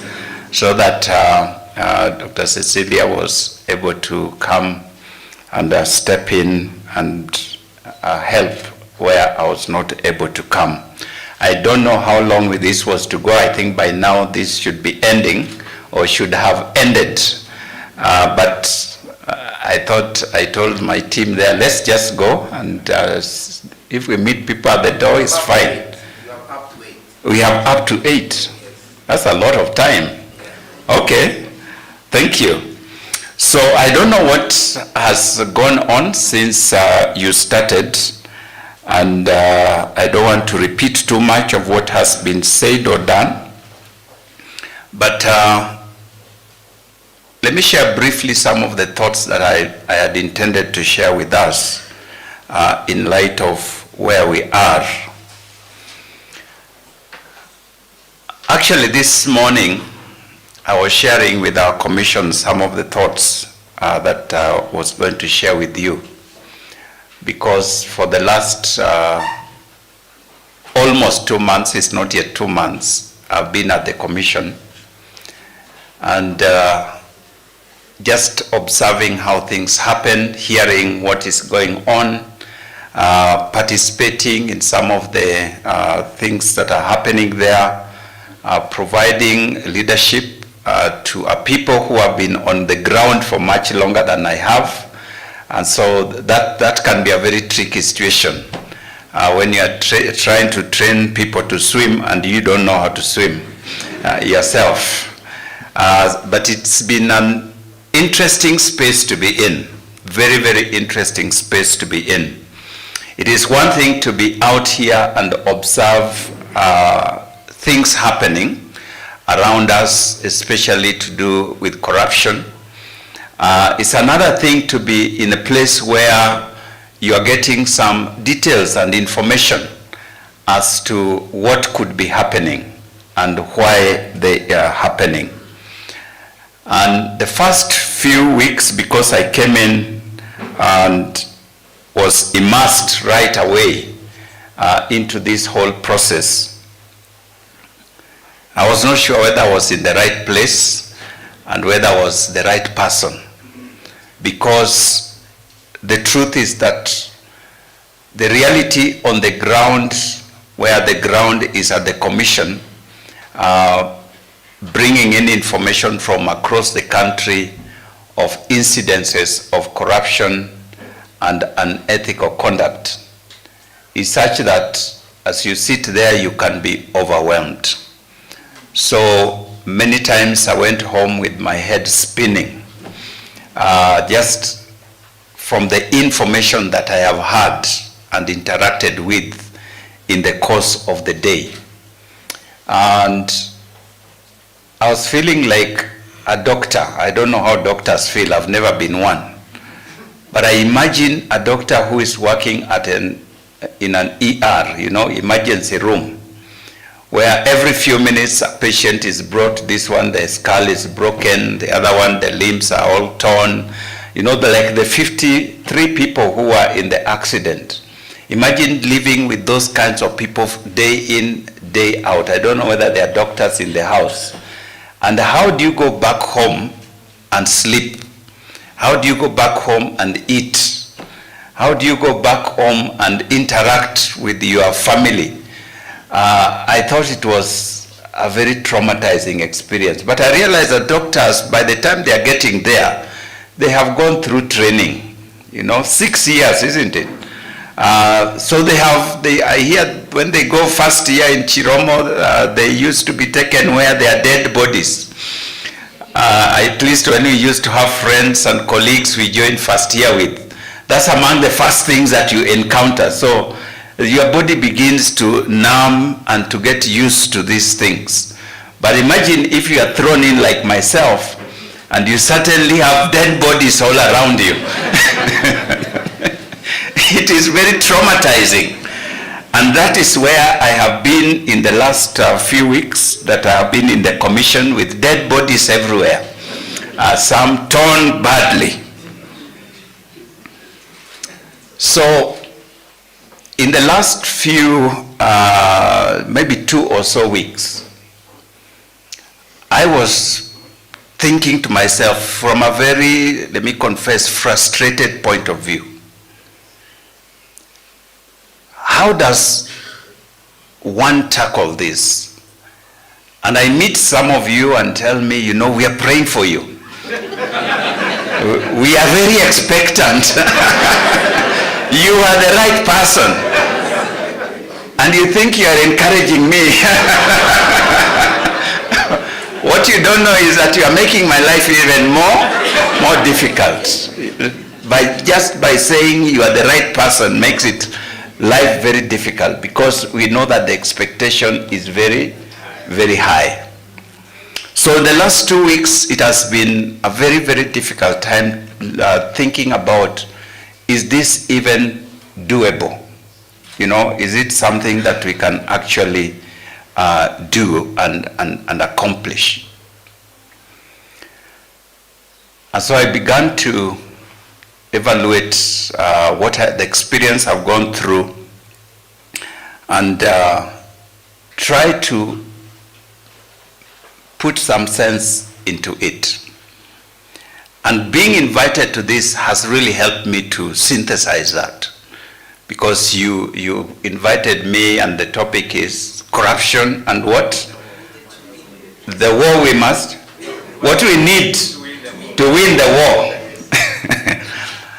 So that has helped me to synthesize. So thank you for inviting me to this function, because I think it was more for myself than for yourself, so that I can begin to put my thoughts together. And so it is those thoughts that I was sharing with our commission members this morning. And it was very good to hear their feedback on the same. So I'll start by saying, do you have a connection? Yes, I think there's something here. Let me try and see if I can project something. They say that what you see and hear sticks a little more.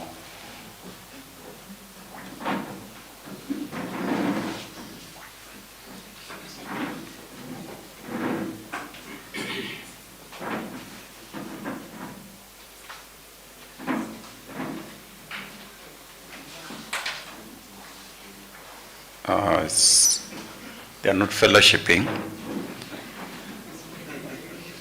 HDMI.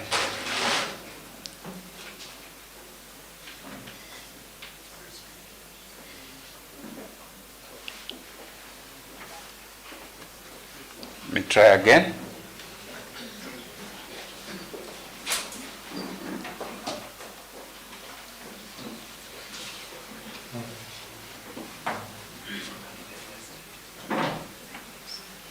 If it doesn't work, it's okay. I can just talk.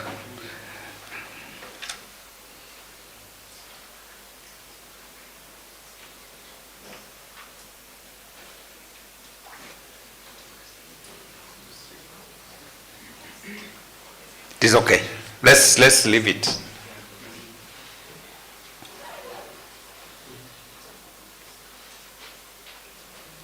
Sawa sawa. No, I think he is okay. Or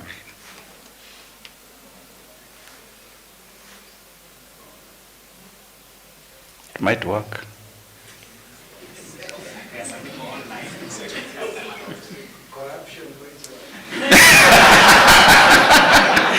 Corruption is fighting back.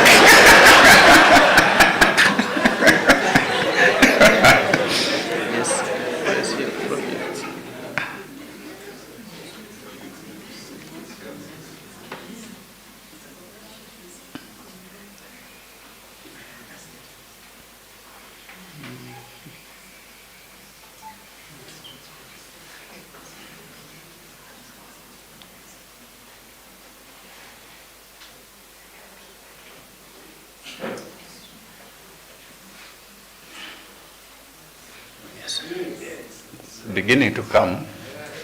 We must win this war.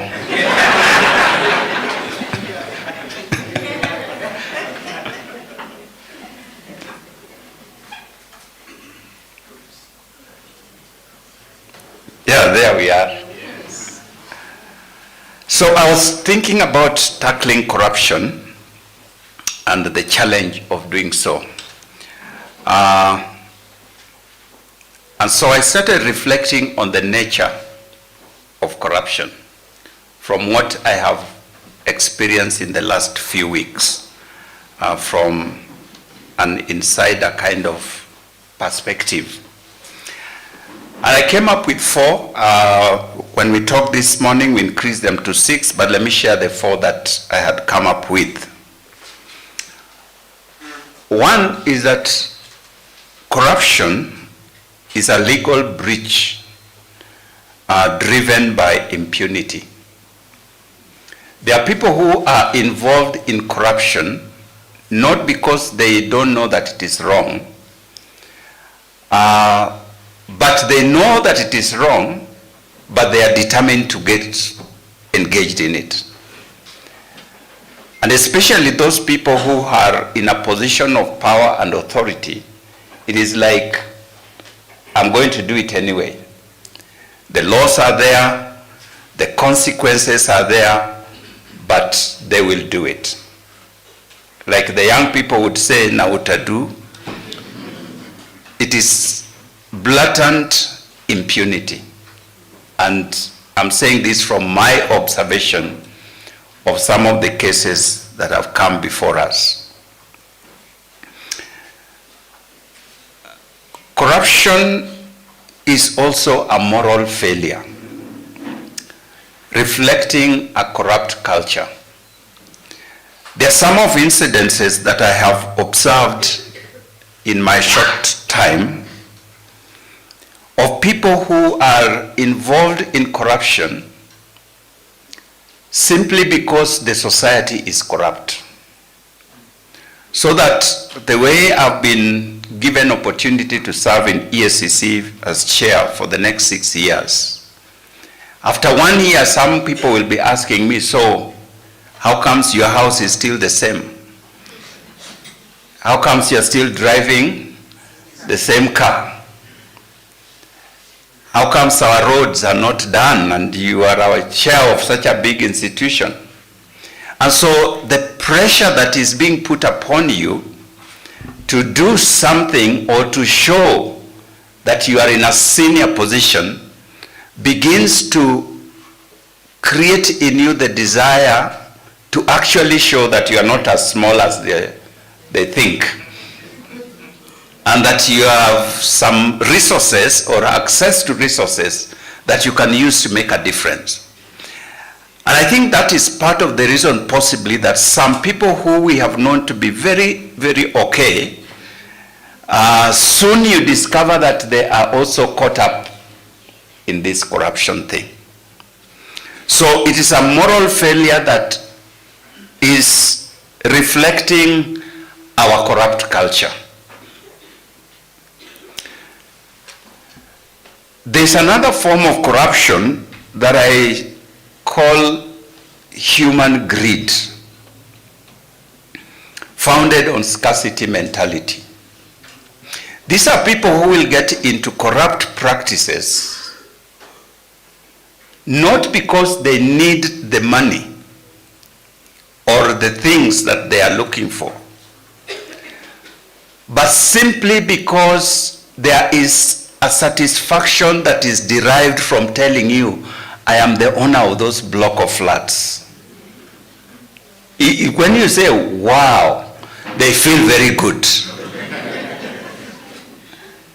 So they have all these buildings, they have all these many things, they have lots of money in the banks, but they are still stealing. It is not that they need it. They just keep acquiring and acquiring and acquiring and acquiring, and they will never get satisfied. If you ask them why, is they say, I'm keeping for inheritance for my children, and they have 2. So you wonder, how much can 2 children really have?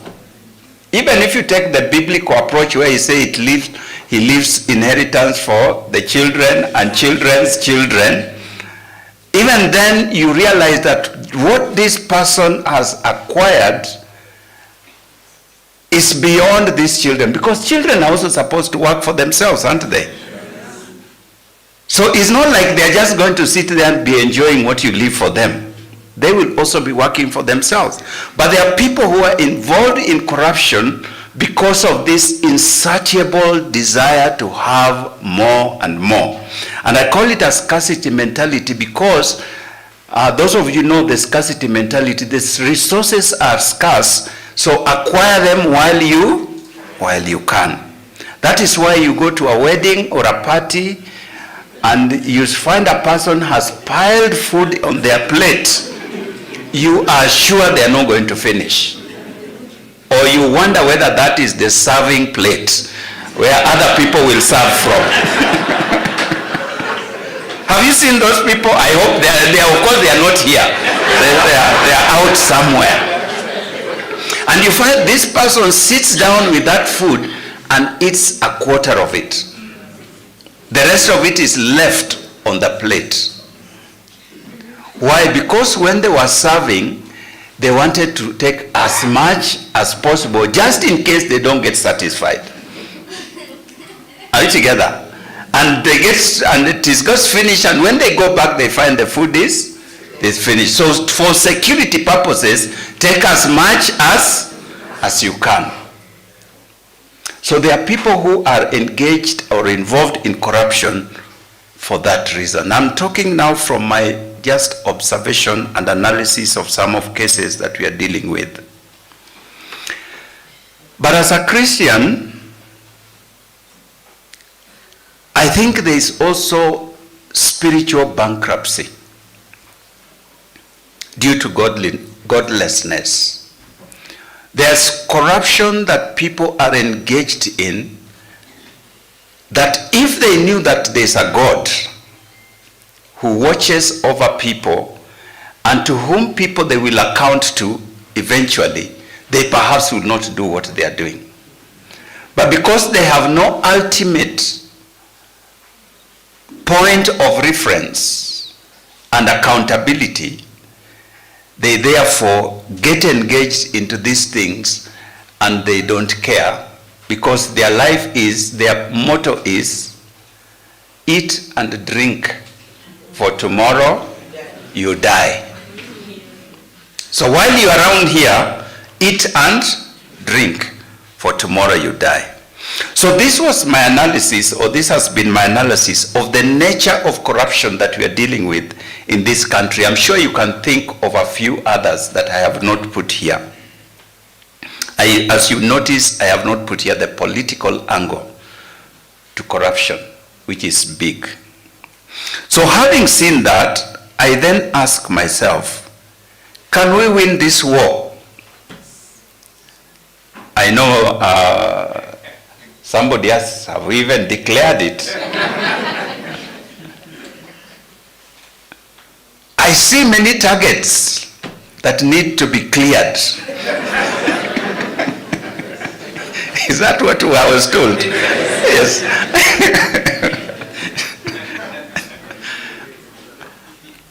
The war was declared long time ago. The war was declared long time ago. We should not wait for it to be declared. The very fact that this room is full of people who wanted to know whether we can win this war tells you that they know the war has been declared. It's just how can we win it that is people are asking. So the question we can ask is, can we win this war that we are already engaged in? My answer is yes. And a big yes. We can win this war, and not only that, we must win this war. It is because we have no choice. You know, those of you who are Christians in the room, there's a story of some lepers who found themselves in a very difficult position in a time of war and famine. And their options were not very good. The option was only death. If we stay here, we die. If we go there, we die. So they said, there is a chance that death over there has some promises. If we die here, there is only death. But death over the other side has possibilities of survival. So that 1% or 0.001% chance of survival was enough to motivate them to go and die on the other side. The truth is that they survived. I think that's where we find ourselves. If we stay and do nothing, we are going to die. If we try to do something, we are also likely to die, because corruption fights back. But there's a chance that if we do something, we might survive. And so we must fight this battle, and we must try and win it. So, because my time is gone, let me just mention a few things that time does not allow us to do. One is that this is talking more from the point of view of the Commission. We must enhance our legal framework. We need to make corruption in this country unprofitable, so that we do not, we know in this country we celebrate thieves and robbers, and the people who celebrate them are sitting in this room. Especially for us Christians, you know, hey, so and so is so blessed. Isn't it? They are doing very well. The Lord has blessed them. And yet you know that as chairman of EACC, I do not have so much money. Isn't it? But very soon you see me putting up a block of apartments, and you are saying, I am blessed. Since Bishop went to EACC, He is so blessed. So that encourages me to do what? To continue being blessed. None of you comes to ask, Bishop, funny, how much are you being paid over there? No one asks. How come since you got into this position, things are really moving very fast? No one asks. The only people who come are the people who say, I'm blessed, and who want to share in that blessing. My children, my debts, my what, they want me to give something so that I can support them. Now I become chief guest, not like in this one, in fundraisings. And if I come and give 10,000, he says, surely, chairman of EACC. Am I speaking to someone? I was meeting with, because the person, I was meeting with some members of parliament last week. These are members of parliament who have come out to declare themselves as members of parliament against corruption. Wow. Yes, there are such people in this country. Members of parliament against corruption. I told them that this is the best music to my ears, because the word against is a very strong word. So we had an excellent meeting, and we had great discussions on how we can collaborate, how we can work together, and great things. At the end of the meeting, I had mentioned in the meeting that one of our challenges is that members of parliament themselves are corrupt. Within parliament, corruption is going on. How do we tackle this? So at the end of the meeting, one of the members came to me and said, you know, Bishop, it is true that we have corruption in parliament. But part of the reason that we have corruption in parliament is because wananchi have pushed us into this corruption. Because it is like once you get into parliament, people think you have an unending supply of money. So anybody who is sick in your constituency, anybody who was lacking school fees, anybody who has a fundraising, anybody who has a medical problem, people who have a funeral, everybody. So every day you are expected to go there and contribute. If you look at my pay slip, my member of parliament said, it cannot sustain that. But the expectation is so heavy upon us that we will give and give and give and give. So those people who do not have the moral capacity to say no, it is very tempting to receive monies and to find shortcuts so that you can have money, because if you don't do some of these things and your neighbor is doing, you will not come back to parliament. Because you are considered mean, not generous. So I empathized with our friends in parliament, and it is very true. So we have put these dear friends in such a place where they have to look for extra income so that they can do what we expect them to do.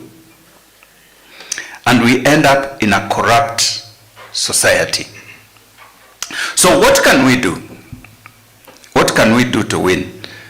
We have to work on our political, or rather our legal framework. We have to enhance some of the legal requirements that are there. And this is one of the things that we are working on now as a commission. Not that we are starting now, it has been there and it is there, and it's something that we are doing, but we want to be a little more strategic on it. One of the things we would like to do is to, when we see you with a lot of money, we would like to ask you to just explain briefly, with the aid of a diagram if you can. Tell us how you got this wealth and from where. And anything that you can explain, we will allow you to. We believe it is yours. Anything that you cannot explain, we will assume you have taken it from Kenyans, and therefore we'll take it away from you and take it back to Kenyans. That is in the law. We will not have to create the law. And we have been doing it, and it is one of the most successful aspects of the EACC's work. But we want to make it now more systematic, so that people can give us back that which they have taken from us.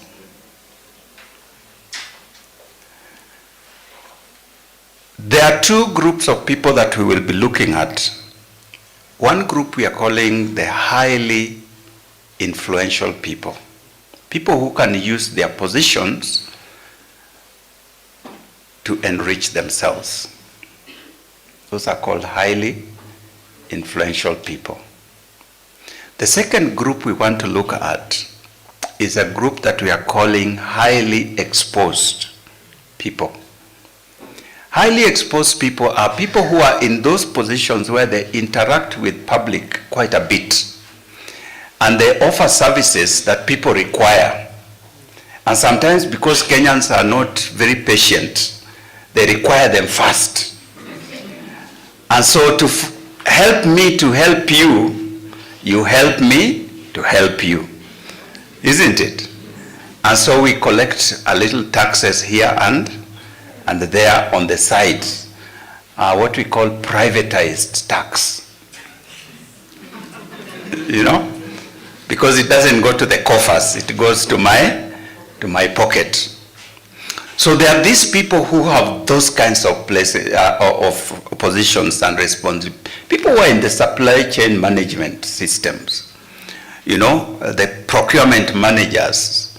Sometimes you don't want to be corrupt, but somebody wants a tender. And so they call you on the side and say, you know, we can talk.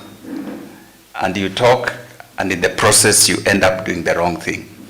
And so you had recently, EACC got this man who was working for, it was in the papers, was working for Nairobi County government in procurement. His salary was 21,000 shillings.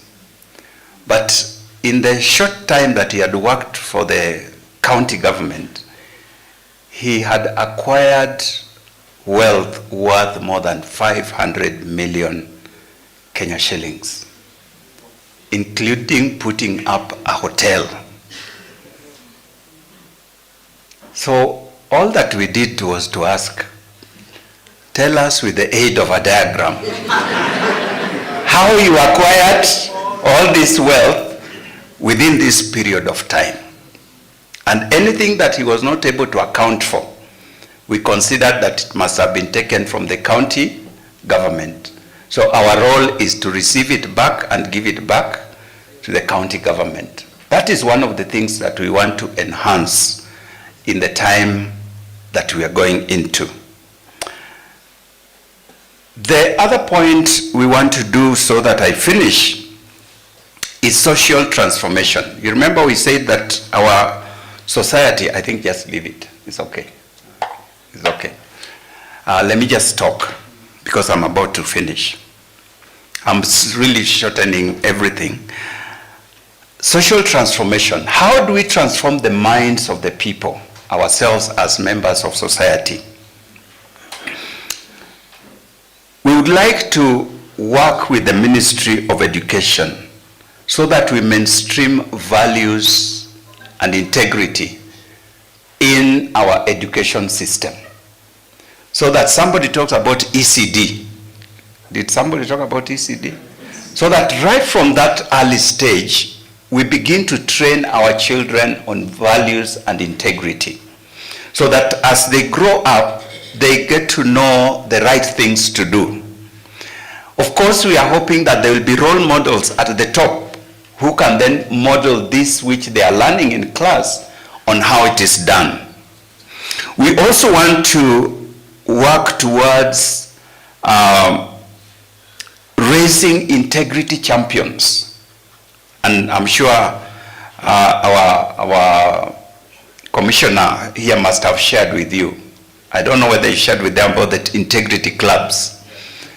So we want to enhance that at every level among our young people, so that we have integrity champions, whether it is in schools, in colleges, in universities, everywhere. We have these integrity champions, people who believe in integrity and can challenge their fellow young people not to steal exams, not to plagiarize, not to buy A's, but just to follow the right path. We trust that this will begin to bring transformation within society.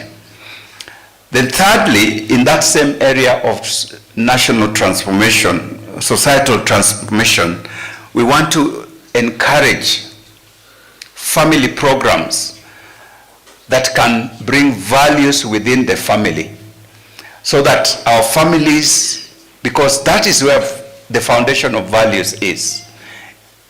I happen to be a member of, not very active member, but a member of National Family Transformation Program. I don't know whether you even know that such a program is going on.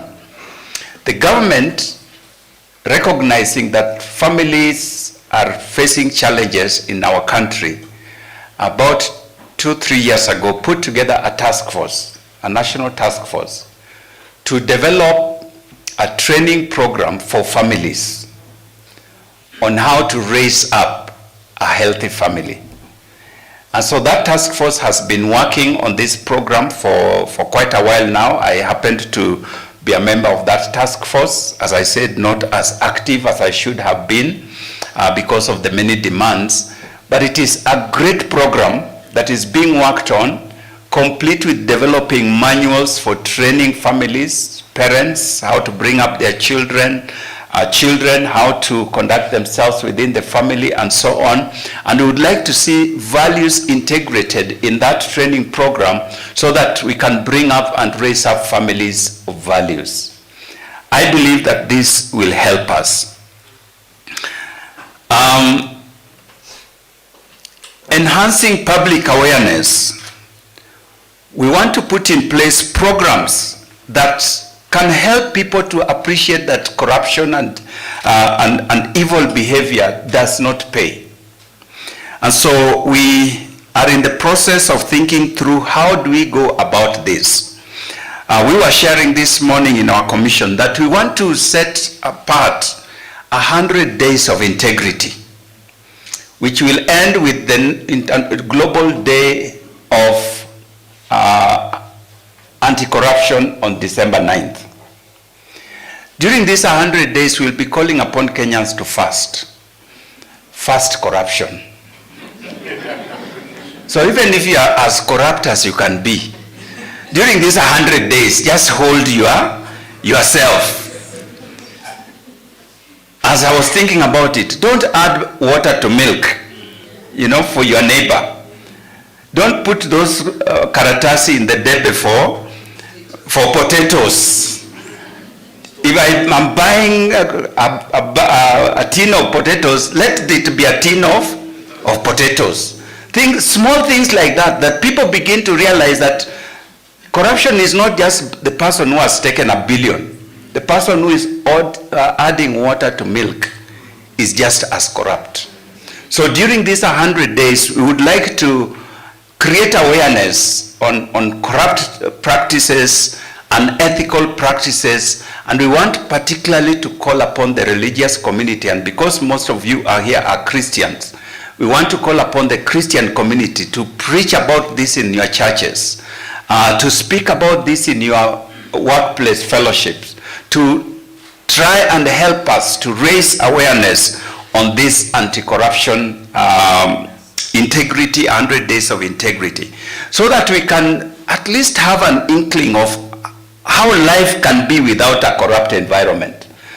What would happen if a matatu can just drive without a police officer asking them for that 50 bob or 100 bob? What it would look like to go to a government office and just get your services without paying anything? We want to see if that can happen, and we'll be calling upon you to be part of it. And so on and so on. Time has run out on me, as you can see. Let me finish by saying, what can you do, you as an individual? We want to call upon you as an individual to join us in this campaign. We are looking for watchmen and champions. Watchmen. In Kenya, we have this saying, why are they not doing anything? Have you ever said that? Why are they not doing anything? The thing is that we don't know who they are. But we always say they. You know, something is not working, you say, why are they not doing something? Why are they not doing something? Can you turn that to say, why can't I do something? Why can't I do something? So we see corrupt practices, unethical practices happening around us, but you are still saying, why are they not doing anything? EACC should come to our office and just see what is happening here. Why should EACC come to your office and you are there? I'm not hearing many amens.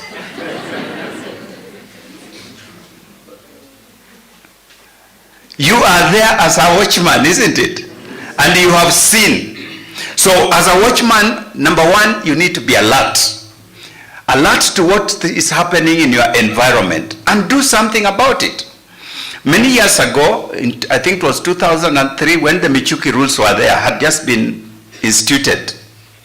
So I was taking a matatu from Kisumu going into the village. And of course, the matatus, we were supposed to carry 14 people. No more, well, you can carry less. So especially the long distance, I was going towards Busia and we got into this matatu. I was with my sister. And all of us when we started, we were 14. Gari Tosha. And we left. To my surprise, just about 200 meters down the road as we are going out of Kisumu town, the matatu stopped. Another person entered. I said, Aya. We went, those of you know Kisumu, there's a place called Otonglo, meaning 10 cents. We stopped there. There was a police officer. I saw with my naked eyes the police officer being given 50 shillings. At that same spot, we picked another passenger. Got in. I'm surprised.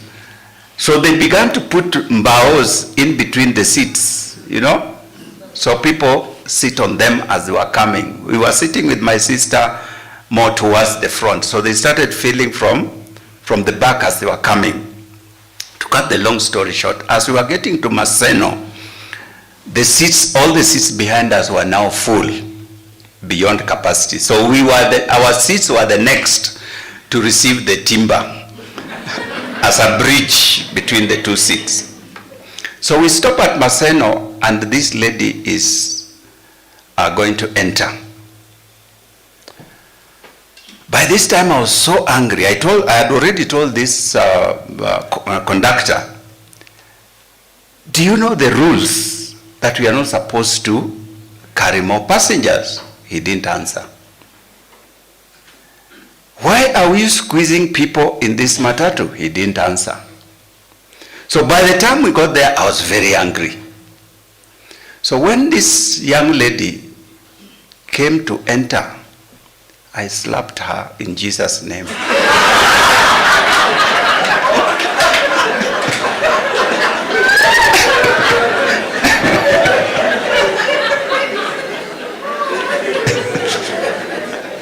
It was no laughing matter because I was very angry. So I slapped her and said, "Can't you see that this thing is full?" She was so shocked because she didn't expect that. So was the makanga. So he told the driver, "Kuna mwenda azimu hapa."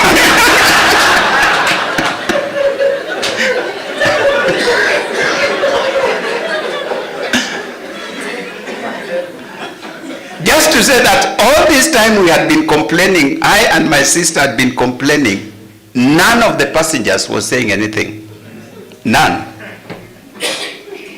Until I slapped this lady, that's when they realized that this man is serious.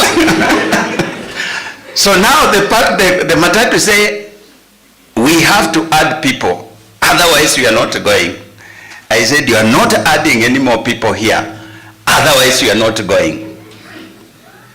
So we argued. So now the other passengers joined me. And they say, yeah, ndio, yeah. No, you are squeezing us like sardines. No, we are not going to accept. Finally, these people decided, if we are not going to add any more passengers, we are not going to continue with the journey, we are dropping you here. So I said, afadhali you drop us here, but you are not adding any person into this matatu. And indeed, they dropped us here. And returned our money, and they turned around, and another matatu came, and we got into it. Actually, they are the ones who stopped the matatu. It was going in the opposite direction. They told them, kuna passengers hapa. So they turned around and took us, and we got in. The next stop, this guy wanted to pick another passenger. I told him, do you know why you got passengers? It's because the other guy was doing what you are doing, and you are not going to do it here. You are not adding any extra passengers in this matatu. So I took charge of that matatu, and indeed we went comfortably until I lighted. Whatever they did thereafter, I don't know.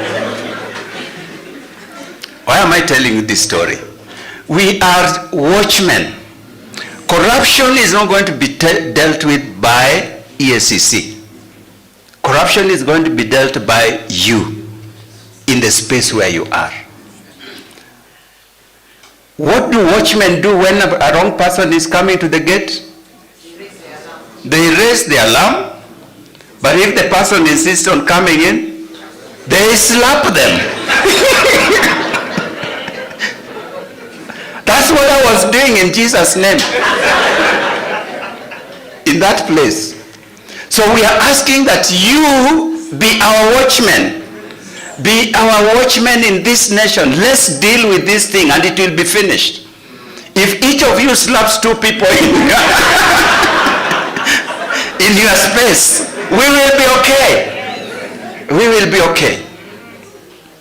I'm going to slap a few where I am, but you and I, you are watchmen. Raise alarm, keep alert. But we also have to be champions. Champions do what? Promote the right things. Let us promote values. Let us be advocates for doing the right things. Let us confront as champions wrongdoing in the places where we find ourselves. The president, I heard you talk about the top. The president has come out publicly and said he is not going to tolerate corruption. He has gone ahead and sacked 1 or 2 people. I don't know what we are waiting for to get the cue that top is moving, the bottom also needs to follow. Kenyans, I know we are very skeptical. For me, I have taken it that the president has spoken and he has given us the example that we need to tackle this thing, and we in the commission are taking it seriously, and we want to use that platform and that goodwill and that demonstration to do what we can. I want to enlist as many of you as are in this room today. Let us work together to tackle this thing called corruption. I believe that we can finish it. I have given this example because since I developed interest in this area, I've been doing a bit of reading. And one of the places I read about which countries have tackled corruption, one of them is Singapore. Greatest example in the world. I read about Singapore. When I read about the corruption that was there in Singapore in the 60s and 70s, I was shocked. Lee Kuan Yew has written a book. I've just forgotten the title. But he describes the corruption that was there. It's called? Not that one. There's another one. When you read how he describes the corruption in Singapore at the time, you think, Kenya, we are doing very well. Because it was bad. It was really bad. And yet they were able to move it to where it is today. Kwani si hata sisi ni wanaume tu? Ni binadamu kama wengine? Why can't we do it for our country? And it didn't take the whole country. There were just 6 people. 6 people who said we are going to tackle this thing. The first thing they did is to seek election into parliament and then get into the leadership of the country. And then they began to turn the country around. You may not enter into politics. You may not get into other places, but we can join hands and tackle this thing and leave a better country for our people. Surely we can't leave Kenya the way we found it, or worse than we found it. Let's bequeath our children a better nation, and I believe we can do it. I have put my neck out, and I know some friends are saying, my bishop, why did you get into that space? You're going to be messed up. If we don't put our necks into this space, we will be more than messed up. Because the corruption in this place is really, really bad. It is really bad. But it can be turned around. I have very high hopes. Perhaps I'm being naive. But I have very high hopes if you work with us. Amen? Amen. Any last question? Maybe No. you can help answer. The last person said Yes. that the whistleblower protection is a joke, and that people follow you. The moment you report, they follow you with guns. Is that what he said? That is true. So, how do you expect these watchmen of yours, they are seated here, when they are followed with guns, what are they going to do? I don't know I don't know about your watchmen, but every watchman has the risk of being followed with a gun. My watchman, a few years back, was shot. my watchman, a few years back, was shot in my presence at my gate. Well, it's not very few years ago. It's more than 15 years ago. My watchman was shot. Actually, because I was just driving in, I don't know, Elder, whether you remember the story. I was just driving into my compound around 6:30, going to 7, it's just beginning to get dark. And he opened the gate for me. And as I drove in, I just had pop, so I thought I had a tire burst. So I thanked God that my tire burst happened right in my compound. I didn't have to repair. When I turned like this, I saw a gun on my face. And they escorted us into our house, and we had a very good fellowship. What I didn't know is that that shot actually shot my watchman. And he ran, he was shot in the chest. He ran, jumped over the fence, and fell on my neighbor's compound in a maize plantation. So after these guys left, as we were looking for him, that's when we found him and rushed him to hospital. By God's grace, he lived. The job of a watchman is risky. So will we stop being watchmen because there's a risk? No. Then don't be a watchman. I know I'm not answering the way you want me to answer. Are we together? But having said that, we are doing the best that we can, isn't it, Madam Commissioner? We are doing the best that we can this is part of the laws that we are talking about. There's a whistleblower protection law that is about to come into place.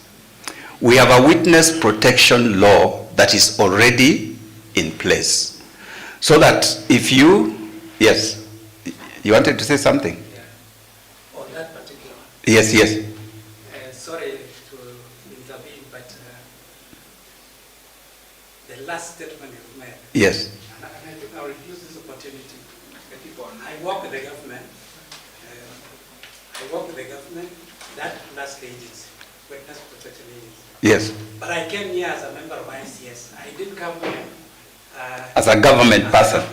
Right. But I think on that last question, I think I felt I have an obligation because I'm in this forum. Right. To tell you that we have Witness Protection Agency. Yes. And it is working. And they can confirm to you. Because as I'm sitting here, I know we've worked with the chairman here and the commission. So Witness Protection Agency is working with government law enforcement agencies in this country, and we've worked more importantly with the EACC. And that's what I can confirm to you.